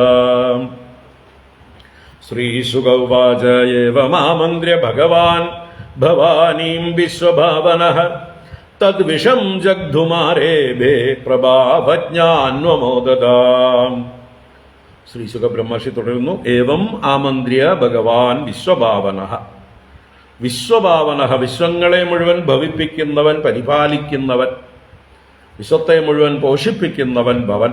ആ വിശ്വഭാവനായിട്ടുള്ള ഭഗവാൻ ഈശ്വരൻ ഭവാനീം ഏവം ആമന്ത്ര്യ, ഭവാനി ദേവിയോട്, പാർവതീ ദേവിയോട്, ജഗന്മാതാവിനോട് ഇപ്രകാരം പറഞ്ഞിട്ട് തദ് വിഷം ജഗ്ധും ആരേവേ, ആ വിഷത്തെ ഭക്ഷിക്കുവാനായിക്കൊണ്ട് ആരംഭിച്ചു എന്നർത്ഥം. തദ്വിഷം ജഗ്ധുമാരേവി, ആ വിഷത്തെ ഭുജിക്കുവാനായിക്കൊണ്ട്, ഭക്ഷിക്കുവാനായിക്കൊണ്ട് ആരംഭിച്ചു. ആ സമയത്ത് പ്രഭാവജ്ഞ അന്വമോദത. പ്രഭാവജ്ഞ പാർവതീദേവിയെ വിശേഷിപ്പിച്ചതാണ്. ഭഗവാന്റെ പ്രഭാവത്തെ അറിയുന്നവൾ. പ്രഭാവം ജാനാതി ഇത് പ്രഭാവജ്ഞ. ഭഗവാന്റെ മാഹാത്മ്യം അറിയുന്നവളായ ദേവി അന്വമോദത. അന്വമോദത അനുമോദിച്ചു, അതിനെ പ്രോത്സാഹിപ്പിച്ചു, സന്തോഷിച്ചു. കൂടെ സന്തോഷിക്കുകയാണ് അനുമോദിക്കുക. അപ്പോൾ സന്തോഷിച്ചുകൊണ്ട് ഭഗവാനെ പ്രോത്സാഹിപ്പിച്ചു. അപ്പോൾ ഇവിടെ എവിടെയും പാർവതീദേവി വേണ്ടാന്ന് പറയുകയോ കഴുത്തിൽ പിടിക്കുകയോ ചെയ്തതായിട്ടൊന്നും കാണാനില്ല. നോക്കാം നമുക്ക്. ഇനിയുണ്ടല്ലോ 4-5 ശ്ലോകം കൂടി, അല്ലേ? എവിടെയെങ്കിലും ഉണ്ടോ നോക്കിക്കോളൂ. തദക്കരതലീകൃത്യ വ്യാപിഹാലാഹലം വിഷം അഭക്ഷയത് മഹാദേവഃ കൃപയാ ഭൂതഭാവനഃ. തദക്കരതലീകൃത്യ വ്യാപിഹാലാഹലം വിഷം അഭക്ഷയത് മഹാദേവഃ കൃപയാ ഭൂതഭാവനഃ. ഹര നമഃ പാർവതീപതയേ ഹര ഹര മഹാദേവ. തതഃ അനന്തരം കരതലീകൃത്യ, കരതലത്തിലേക്ക് ചെയ്തിട്ട് ഇതിനെ, ആ എല്ലായിടത്തും വ്യാപിക്കുന്ന ഹാലാഹലം വിഷം, ആ ഹാലാഹലം എന്നുള്ള വിഷത്തെ എല്ലായിടത്തും വ്യാപിച്ചു കൊണ്ടിരിക്കുകയായിരുന്നു. അതിനെ മുഴുവൻ തന്റെ കയ്യിലേക്ക് ആവഹിച്ചു. ആര്? ഭഗവാൻ ഭൂതഭാവനഃ മഹാദേവഃ. ഭൂതങ്ങളെ മുഴുവൻ ഭവിപ്പിക്കുന്നവൻ, എല്ലാവരെയും സംരക്ഷിക്കുന്നവൻ, പോഷിപ്പിക്കുന്നവനായിട്ടുള്ള ആ മഹാദേവൻ. എന്നിട്ട് കൃപയാ അഭക്ഷയത്, എല്ലാവരോടുമുള്ള കൃപയോടുകൂടെ ഭഗവാൻ ഭക്ഷിച്ചു. അഭക്ഷയത് എന്നുള്ളത് പാസ്റ്റ് ടെൻസ്, ആ എന്നുള്ളത് പാസ്റ്റ് ടെൻസിന്റെ പ്രിഫിക്സ് പ്രത്യയമായിട്ട്. അപ്പൊ അഭക്ഷയത്, താൻ ഭക്ഷിച്ചു, കൃപ കൊണ്ട് ഭക്ഷിച്ചു എന്നാണ്. എല്ലാവരോടുള്ള കൃപ കൊണ്ട്, എല്ലാ ഭൂതങ്ങളെയും രക്ഷിക്കാനുള്ള കാരുണ്യം കൊണ്ട് ആ ഹാലാഹല വിഷം എല്ലായിടത്തും വ്യാപിച്ചു കൊണ്ടിരിക്കുന്നതിനെ ഇങ്ങനെ സ്വരുക്കൂട്ടി തന്റെ കയ്യിലേക്ക് ആവഹിച്ചുകൊണ്ട് അതിനെ താൻ സ്വയം ഭക്ഷിച്ചു. ഒരു കൂസലുമില്ലാതെ ഭക്ഷിച്ചു. ഭഗവാൻ എന്തെങ്കിലും സംഭവിച്ചോ?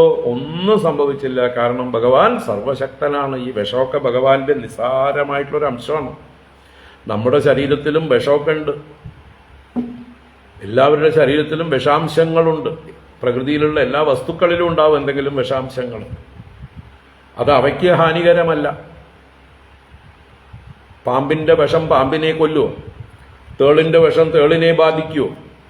ഏതെങ്കിലും വിഷജന്തുക്കളുടെ വിഷം അവയെ നശിപ്പിക്കില്ല. വിഷച്ചെടികളിലെ വിഷം ആ ചെടികളെ നശിപ്പിക്കില്ല. അപ്പൊ ഈ ലോകത്തിലുള്ള സകല വിഷവും ഉണ്ടായിട്ടുള്ളത് ഭഗവാനിൽ നിന്നാണ്, വിശ്വരൂപനായിട്ടുള്ള ഭഗവാനിൽ നിന്നാണ്. അങ്ങനെയുള്ള ഭഗവാനെ ആ വിഷം ഇല്ലാതെയാക്കോ? അങ്ങനെ ആരെങ്കിലും കരുതുന്നുണ്ടെങ്കിൽ ഭഗവാനെ അവർക്ക് അറിയില്ല എന്ന് മാത്രം. ഭഗവാൻ ഈ വിഷം കൊണ്ട് ഒരു തരത്തിലുള്ള ബാധയും ഉണ്ടായിട്ടില്ല. പിന്നെ നമ്മൾ പല കഥകളും ഉണ്ടാക്കി എന്തിനാ നമുക്ക് ഭഗവാനോട് ഒരു പ്രേമമുണ്ടാവാൻ, ഭക്തി ഉണ്ടാവാൻ, ഒരു തന്മയീ ഭാവം ഉണ്ടാവാൻ വേണ്ടി ശിവരാത്രിയോടനുബന്ധിച്ച് നമ്മൾ കഥയൊക്കെ ഉണ്ടാക്കും. ശിവരാത്രി മഹാത്മ്യം എന്ന് പറഞ്ഞാൽ ഭഗവാൻ ഈ വിഷം കുടിച്ചപ്പോൾ ഒന്ന് മയങ്ങി, അപ്പോൾ എല്ലാവരും കാവലിരുന്നു. അതിൻ്റെ സ്മരണയ്ക്കായിട്ടാണ് നമ്മൾ ശിവരാത്രി കാവലിരിക്കുന്നത് എന്ന് കഥകളുണ്ട്, അല്ലേ? ഭഗവാന്റെ കഴുത്തിന് പിടിച്ചു പാർവതീദേവി. ഇതൊക്കെ കഥകൾ ഉണ്ടാക്കിയിട്ടുണ്ട്. ഇതൊക്കെ കഥകൾ മാത്രമാണ്. വാസ്തവത്തിൽ സർവശക്തനായിട്ടുള്ള ഭഗവാൻ ഒന്നും പ്രശ്നമേ അല്ല. മുമ്പേ പറഞ്ഞ സർപ്പത്തിന്റെ വിഷം ബാധിക്കാത്തതുപോലെ, വൃക്ഷങ്ങളിലൊക്കെയുള്ള വിഷം ആ വൃക്ഷങ്ങളെ നശിപ്പിക്കാത്തതുപോലെ, ഏത് ജന്തുക്കളിലുള്ള വിഷം അതിനെ നശിപ്പിക്കാത്തതുപോലെ, വിശ്വരൂപനായിട്ടുള്ള ഭഗവാന്റെ അംശമായിരിക്കുന്ന വിഷത്തിന് ആ പൂർണ്ണനായ ഭഗവാനെ, അനന്തനായ ഭഗവാനെ ഒരു ചുക്കും ചെയ്യാൻ കഴിവില്ല. അതുകൊണ്ട് തസ്യാപി ദർശയാമാസ സ്വവീര്യം ജലകൽമഷഃ യച്ചകാരകളെ നീലം തച്ച സാധോർവിഭൂഷണം. തസ്യാപി ദർശയാമാസ സ്വവീര്യം ജലകൽമഷഃ യച്ചകാരകളെ നീലം തച്ച സാധോർവിഭൂഷണം. ആ ജലകൽമഷഃ, പാലാഴിയിലെ ജലത്തിൽ നിന്നുണ്ടായ കൽമഷം, മാലിന്യം, വിഷം. അപ്പൊ ജലത്തിൽ നിന്നുണ്ടായ വിഷം സ്വവീര്യം തസ്യ അപി ദർശയാമാസ, അതിന്റെ ഒരു വീര്യത്തെ പ്രകടിപ്പിച്ചു. ആ ജലത്തിൽ നിന്നുണ്ടായ വിഷം സ്വവീര്യം തസ്യ അപി ദർശയാമാസ, അവിടെയും കാണിച്ചു. ഈശ്വരന്റെ നേരെയും ചെറുതായിട്ട് കാണിച്ചു. എന്താണ്? യത് ഗളെ നീലം ചകാര, ആ ഭഗവാന്റെ കണ്ടത്തില് ഒരു നീല നിറമുണ്ടാക്കി. ഭഗവാൻ അതിനെ കണ്ടത്തിൽ നിർത്തി. അതുകൊണ്ട് ആ ഭാഗം ഒരു നീല നിറമായിട്ട് കാണിച്ചു. അത് ഭഗവാന്റെ ഒരു നാടകം കൂടിയാണ്. ഇരിക്കട്ടെ, ഞാൻ ഈ വിഷം തിന്ന കാര്യം എല്ലാവരും എല്ലാ കാലത്തും ഓർക്കട്ടെ എന്ന് കരുതിയിട്ട്. അല്ലെങ്കിൽ ഭഗവാൻ അന്നേ അത് ഈ നീലനിറം ഉണ്ടായില്ലെങ്കിൽ, അന്നേ അത് ദഹിപ്പിച്ച് കളഞ്ഞിരുന്നുവെങ്കിൽ ഇന്ന് ഭഗവാന്റെ കഥകളൊന്നും ഉണ്ടാവില്ല. നീലകണ്ഠൻ, ശിതികണ്ഠൻ, ശ്രീകണ്ഠൻ എന്നൊക്കെ ഉള്ളതായിട്ടുള്ള ഭഗവാന്റെ പേരുകളൊക്കെ മിസ്ഇന്റർപ്രറ്റ് ചെയ്യും അല്ലേ? ഭഗവാനെ നേരായ രീതിയിൽ ഭഗവാന്റെ കാരുണ്യത്തെ, ഭഗവാൻ ചെയ്ത പ്രവൃത്തിയൊക്കെ എല്ലാ കാലത്തുള്ള ജനങ്ങളെ ഓർമ്മിക്കാൻ വേണ്ടി ഭഗവാൻ ഈ വിഷത്തെ തന്റെ കണ്ടത്തിലെ ഒരു ആഭരണമാക്കി ചെയ്തു. അത് ശങ്കരാചാര്യർ ചോദിച്ചതാണ്. ശരി, ശിവാനന്ദ ലഹരിയിൽ ചോദിക്കണ്ടല്ലോ. അതേ, ആ വിഷം അങ്ങ് കഴിക്കാൻ നേരത്തെ എന്താ കരുതിയത്? കയ്യിലെടുത്ത ജംബൂബലം എന്നാണോ കരുതിയത്? ഞാവൽപ്പഴമായിട്ട് കരുതിയോ? അത് നാവിലേക്ക് വെച്ചപ്പോ സിദ്ധ ഗുളികയായിട്ട് കരുതിയോ? എന്നുവെച്ചാൽ ആയുർവേദ ഗുളികയാണെന്ന് വിചാരിച്ചിട്ടാണോ നാവിൽ വെച്ചത്? അത് തൊണ്ടയിൽ വെച്ചത് എന്തിനാ? നീലമണിയായിട്ടോ ഒരു രത്നത്തിന്റെ ആഭരണം നെക്ലേസ് ആക്കിയതാണോ കണ്ടത്തില് എന്നാ ഞാൻ കരുതുന്നത് എന്ന് ശങ്കരാചാര്യ ശിവാനന്ദ ലഹരിയിൽ ചോദിക്കുന്നുണ്ട്. കാരണം ഭഗവാനെ സംബന്ധിച്ച് അതൊക്കെ തന്നെയാണ്.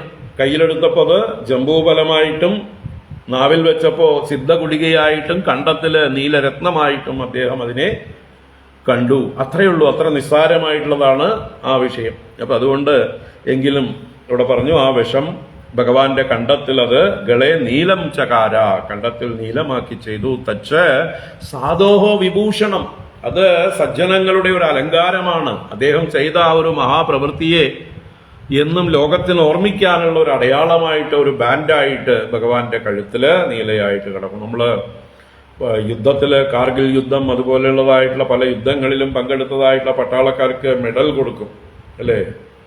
അവർക്കുള്ളതായിട്ടുള്ള പലതരത്തിലുള്ള അവാർഡുകൾ, മെഡലുകൾ, ചക്രങ്ങൾ ഒക്കെ കൊടുക്കും. പരമവീര ചക്ര, അശോക ചക്ര, വീര്യചക്ര, ശൗര്യചക്ര എന്നൊക്കെ പറഞ്ഞ് പല അവാർഡുകളുണ്ട്. അപ്പൊ അതവര് മാറത്ത് വളരെ അഭിമാനത്തോടെ പ്രകടിപ്പിക്കും. വിശേഷ സന്ദർഭങ്ങളിലൊക്കെ, സെറിമോണിയൽ പരേഡുകളിലൊക്കെ അവർക്ക് കിട്ടിയിരിക്കുന്ന ഇത്രയും മെഡലുകൾ അങ്ങനെ നിരനിരയായിട്ട് കുത്തിയിട്ടുണ്ടാവും. അവർക്കൊരു ഭൂഷണമാണ്, വീരഭൂഷണം. ഞങ്ങൾ ഇത്രയും വീരസാഹസ പ്രവൃത്തികളിൽ പങ്കെടുത്തിട്ടുണ്ട്, അതിന്റെ റെക്കഗ്നിഷനാണിത്, ഇതാ കണ്ടോളൂ എന്ന് സ്വയം മാറിൽ പ്രകടിപ്പിക്കണവര്. അപ്പൊ അതുപോലെ സാധോഹോ ഭൂഷണം, സാധുക്കൾക്ക്, സജ്ജനങ്ങൾ ത്യാഗത്തിന്റെ ഭൂഷണമാണിത്. ലോകത്തിന് വേണ്ടി ഭഗവാൻ ചെയ്തതായിട്ടുള്ള ഒരു മഹാകർമ്മം, ഒരു കരുണയുടെ ഒരു ഭൂഷണമായിട്ട് ഭഗവാന്റെ കണ്ടത്തില് ഇന്നും നീലകണ്ഠനായി ഭഗവാൻ അറിയപ്പെടുന്നു. ആ വിഷം ശോഭിക്കുന്നു. തപ്യന്തേ ലോകതാപേന സാധവപ്രായശോ ജനാഃ പരം ആരാധനം തദ്ധി പുരുഷസ്യാഖിലാത്മനഃ. തപ്യന്തേ ലോകതാപേന സാധവപ്രായശോ ജനാഃ പരം ആരാധനം തദ്ധി പുരുഷസ്യാഖിലാത്മനഃ. സാധവഃ ജനാഃ, എന്താ സാധുഭൂഷണം എന്ന് പറഞ്ഞതിനെ ഒന്നുകൂടെ വിസ്തരിക്കുകയാണ്. സാധവഃ ജനാഹ, സാധുജനങ്ങൾ എന്താ ചെയ്യണ? പ്രായേണ ലോകതാപേന തപ്യന്തെ.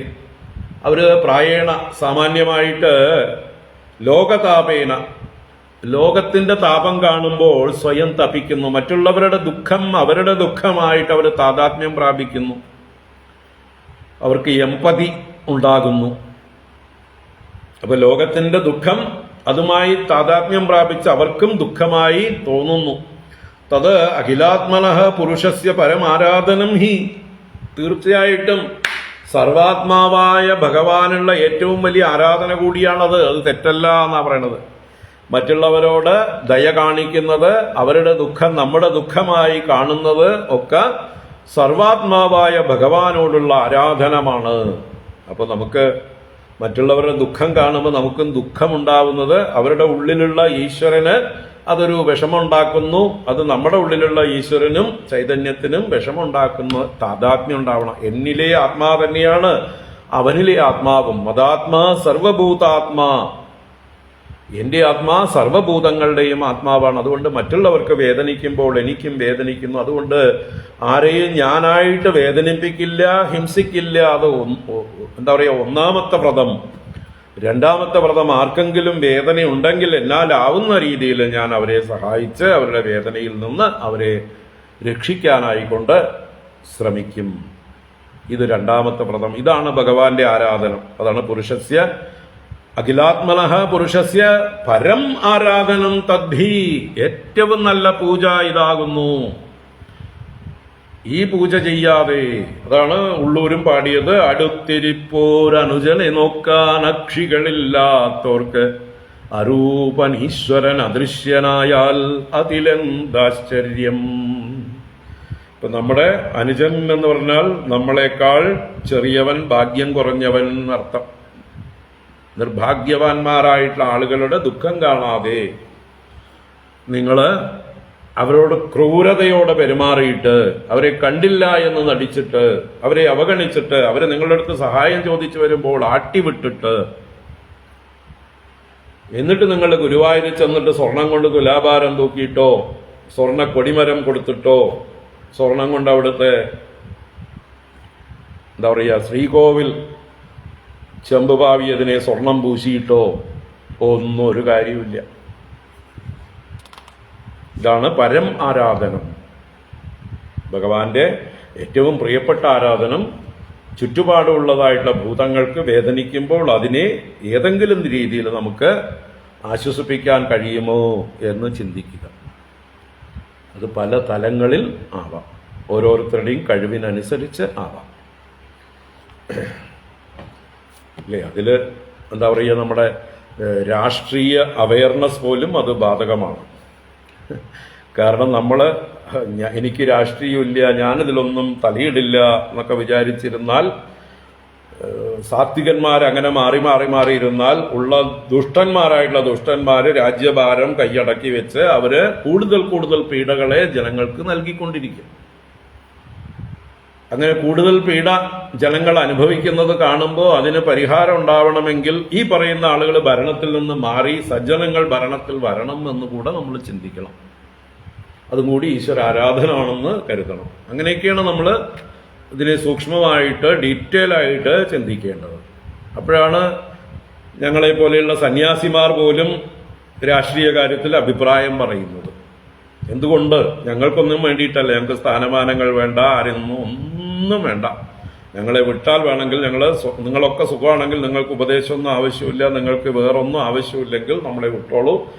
നമ്മൾ നമ്മുടെ പാട്ടിന് എവിടെയെങ്കിലും ഗുഹയിലോ ഹിമാലയത്തിലോ ഏതെങ്കിലും ആശ്രമത്തിലോ സുഖമായിട്ടിരുന്ന് ഭഗവത് ധ്യാനവും ചെയ്ത് ചിന്തയും ചെയ്ത് സത്സംഗവും ചെയ്ത് കഴിച്ചു കൂട്ടിക്കൊള്ളാം.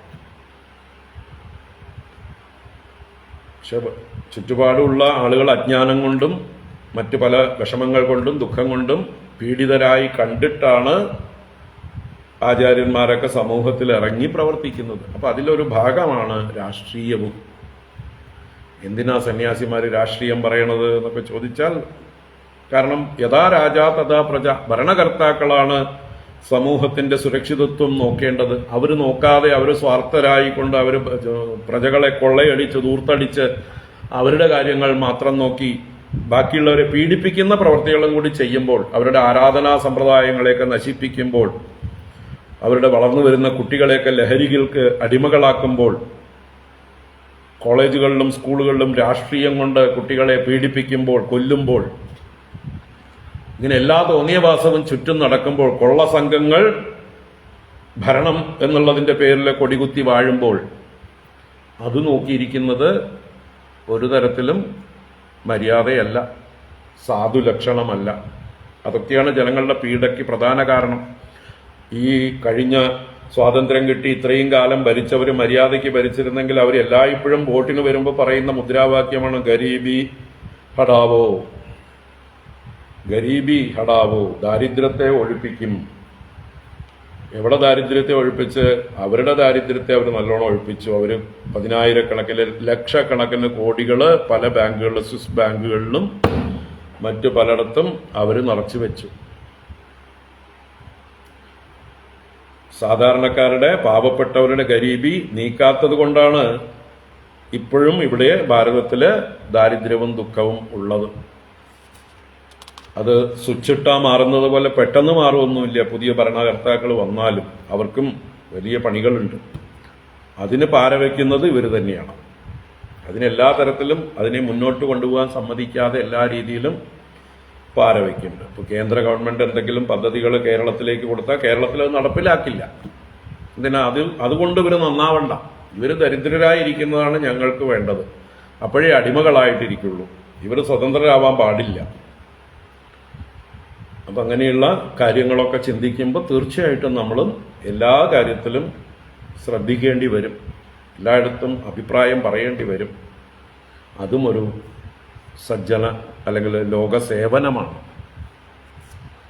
രാഷ്ട്രീയം എന്നുള്ളത് ജനങ്ങളെ സേവിക്കാനുള്ളൊരു വഴിയാണ്. അത് മറന്ന് സ്വാർത്ഥരായിട്ടുള്ള രാഷ്ട്രീയ നേതാക്കൾ പോക്കറ്റ് നിറയ്ക്കാൻ, അവരുടെ കുടുംബം നന്നാക്കാൻ, ജന്മജന്മാന്തരങ്ങൾ അല്ലെങ്കിൽ തലമുറകൾക്ക് വേണ്ട സ്വത്ത് സമ്പാദിക്കാനാണ് അവർ ഇപ്പം നോക്കുന്നത്. ഇപ്പം തമിഴ്നാട് ഭരിക്കുന്നതായിട്ടുള്ള ദ്രാവിഡ മുന്നേറ്റ കഴകം, സ്റ്റാലിനും കുടുംബവും അവരുടെ കുടുംബ സ്വത്താക്കിയിട്ടാണ് അവർ തമിഴ്നാട്ടിലെ മൊത്തം സ്വത്തിനെയും കൊള്ളയടിച്ചുകൊണ്ടിരിക്കുന്നത്. എന്നിട്ട് ഹിന്ദുക്കളെ നിന്ദിച്ചും പീഡിപ്പിച്ചും ഹൈന്ദവ ക്ഷേത്രങ്ങൾ, എത്രയോ ചരിത്ര പ്രധാനങ്ങളായിട്ടുള്ള, എത്രയോ പുരാതനങ്ങളായിട്ടുള്ള ക്ഷേത്രങ്ങളെ മുഴുവൻ നശിപ്പിച്ചുകൊണ്ടിരിക്കുന്നു. അതിനൊന്നും പുനരുദ്ധാരണമോ വേണ്ട സംരക്ഷണമോ ഒന്നും കൊടുക്കുന്നില്ല. എത്രയോ ക്ഷേത്രങ്ങൾ നശിച്ചുകൊണ്ടിരിക്കുന്നു. ക്ഷേത്രങ്ങൾ ഉണ്ടാക്കാൻ ആർക്കും സാധിക്കില്ല. അത്ഭുതങ്ങളായിട്ടുള്ള ക്ഷേത്രങ്ങളാണ്. പഴയ രാജാക്കന്മാര് കഷ്ടപ്പെട്ടുണ്ടാക്കി വെച്ചിട്ടുള്ള ക്ഷേത്രങ്ങളാണ്. അതൊക്കെ സംരക്ഷിക്കേണ്ടത് ഒന്നുകിൽ സർക്കാർ അല്ലെങ്കിൽ ജനങ്ങൾക്ക് വിട്ടുകൊടുക്കുക, ഭക്തന്മാർക്ക് വിട്ടുകൊടുക്കുക. ഭക്തന്മാർ നന്നായിട്ട് പരിപാലിച്ചോളും. ഭക്തന്മാരുടെ ഭാഗത്തുനിന്ന് എന്തെങ്കിലുമൊക്കെ കൊള്ളരുതായ്മ ഉണ്ടാവും, അഴിമതി ഉണ്ടാവും എന്ന് വിചാരിച്ചിട്ടാണ് ഈ ദേവസ്വം പോലെയുള്ള ബോർഡുകളൊക്കെ ഉണ്ടായിരിക്കുന്നത്. പക്ഷെ അവരാണ് ഇപ്പോൾ ഏറ്റവും വലിയ കൊള്ളക്കാരായിട്ട് മാറിയിരിക്കുന്നത്. അപ്പോൾ അതുകൊണ്ട് അവരെയാണ് ആദ്യം നിർമ്മാർജ്ജനം ചെയ്യേണ്ടത്. ഈ കൊള്ളക്കാരെ അവിടുന്ന് ഒഴിപ്പിച്ചിട്ട് ഭക്തന്മാരുടെ കൂട്ടം അവരെന്തെങ്കിലും ചെറിയ തെറ്റുകൾ ചെയ്താലും ഇവരെ പോലെ അത്രയും വലിയ കൊള്ളയൊന്നും ചെയ്യില്ല. ഇവര് രാഷ്ട്രീയക്കാർ മഹാകൊള്ളയാണ് നടത്തിക്കൊണ്ടിരിക്കുന്നത്. ക്ഷേത്രങ്ങളിൽ വിശ്വാസമില്ലാത്ത ആളുകളെയൊക്കെ ജോലിക്കാരാക്കി വെച്ചിട്ടുണ്ട്. എല്ലാം നിരീശ്വരവാദികളായിട്ടുള്ള ആളുകളെ മുഴുവൻ ക്ഷേത്രങ്ങളിലെ ജോലിക്ക് വെച്ചിട്ടുണ്ട്. ഒക്കെ രാക്ഷസന്മാരെ പോലെ നിൽപ്പുണ്ട് അവിടെ പോയാൽ. ജയവിജയന്മാരെ പോലെ അവിടെ വരുന്നവരെയൊക്കെ ആട്ടി ഓടിക്കുന്നവരും കൊള്ളയടിക്കുന്നവരുമായിട്ടുള്ള ആൾക്കാരാണ് ക്ഷേത്രങ്ങൾ കൈകാര്യം ചെയ്യുന്നത്. അപ്പോൾ അതിലൊക്കെ നമ്മൾ ജാഗ്രതയോടെ ഇടപെടേണ്ടി വരും. എല്ലാവരും ഇടപെടണം. അതുപോലും മറ്റുള്ളവർക്കുള്ള സേവനമാണ്. അടുത്തിരിക്കുന്നവൻ്റെ കണ്ണുനീരൊപ്പുന്നതിൻ്റെ ഒരു പങ്കാണ് അതും. അതല്ലാതെ നമ്മൾ ഇൻഡിവിജ്വലി ചെറിയ ചെറിയ കാര്യങ്ങൾ ചെയ്ത് ലോകത്തെ മുഴുവൻ നന്നാക്കാൻ പറ്റില്ല. അപ്പം മൊത്തത്തിൽ ഭരണകർത്താക്കളെ നമ്മൾ നന്നാക്കണം. ഭരണകർത്താക്കൾക്ക് ബോധമുള്ളവരാക്കണം. അല്ലെങ്കിൽ ബോധമുള്ളവരെ ഭരണം ഏൽപ്പിക്കണം. അതാണ് നല്ലത്. അപ്പം നമുക്ക് പണിയില്ലാതാവും. നല്ല ആളുകളാണ് ഭരിക്കണമെങ്കിൽ നമുക്കിതിലൊന്നും തലയിടേണ്ട കാര്യമില്ല. നമുക്ക് സമാധാനമായിട്ടിരിക്കാം.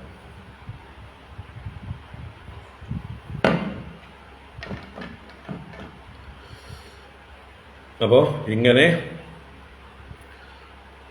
മറ്റുള്ളവരുടെ ദുഃഖത്തെ സ്വന്തം ദുഃഖമായി ഏറ്റെടുക്കുന്നവരാണ് സാധുജനങ്ങൾ.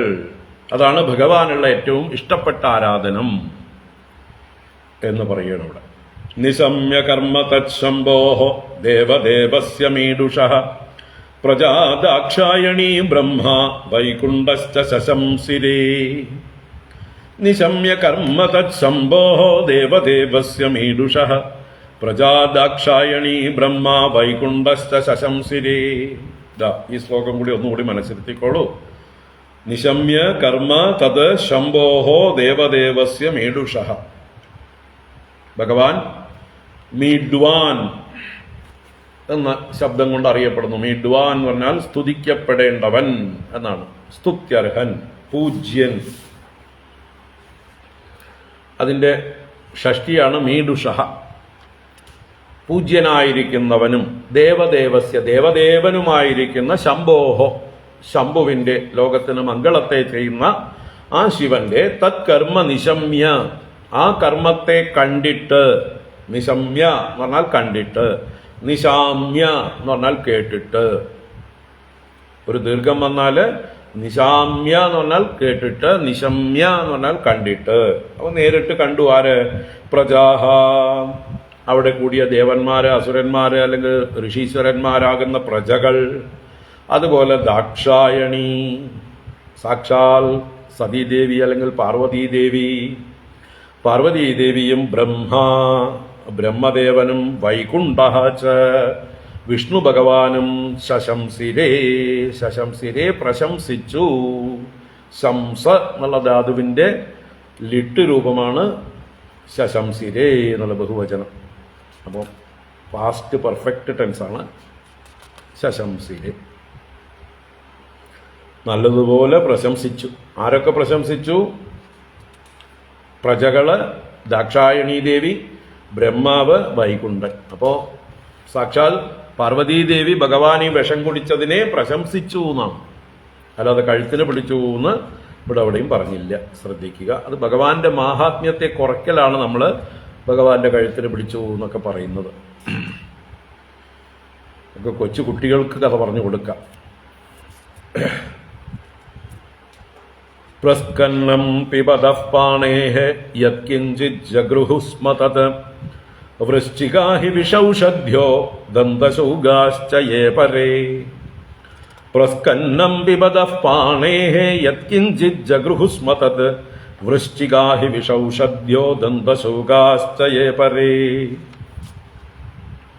ഇപ്പോൾ ഭഗവാന്റെ പിബതഃ ഭഗവതഃ പാണേഃ പ്രസ്കന്നം, കുടിക്കുന്നവന്റെ, പിബതഃ എന്ന് പറഞ്ഞാൽ പാനം ചെയ്യുന്നവന്റെ, പാണേഹ് കയ്യിൽ നിന്ന് പ്രസ്കന്നം സ്കലിച്ച് വീണു, താഴേക്ക് വീണതായിട്ടുള്ള യത് കിഞ്ചിത് അല്പവിഷത്തുള്ളികള്, അല്പമായിരിക്കുന്ന വിഷത്തുള്ളികള്.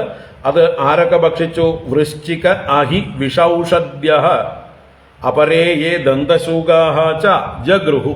ജഗൃഹു ഗ്രഹിച്ചു, അവർ സ്വീകരിച്ചു. ആരൊക്കെ സ്വീകരിച്ചത്? വൃശ്ചികങ്ങൾ എന്ന് പറഞ്ഞാൽ തേളുകള്, അഹി പാമ്പുകള്, വിഷൗഷധ്യഃ എന്ന് പറഞ്ഞാൽ വിഷച്ചെടികള്.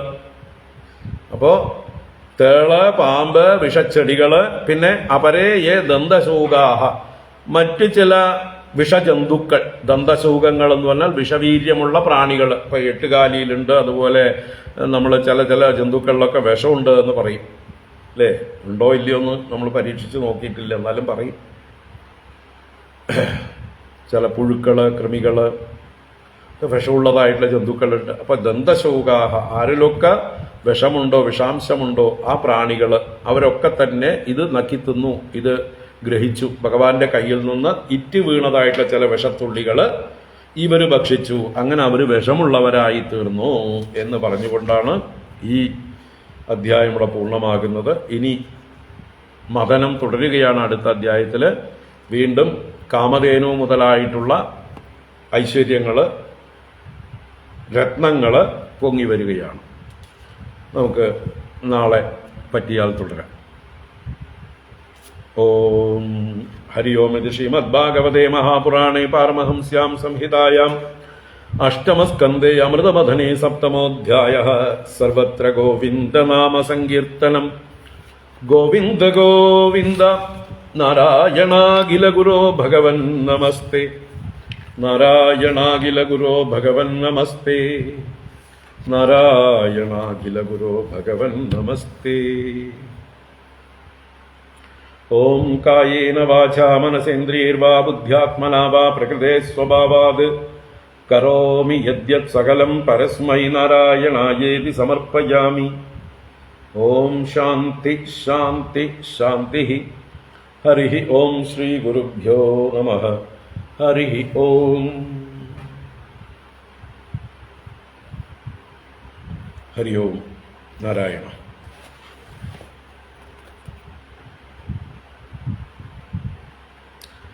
എല്ലാവർക്കും ശുഭദിനം. വൈകുന്നേരം പാലക്കാട് ചിദാനന്ദപുരി സ്വാമിജിയുടെ പ്രഭാഷണ പരമ്പര തുടരുന്നുണ്ട്. പാലക്കാട്ടുകാരൊക്കെ വരിക.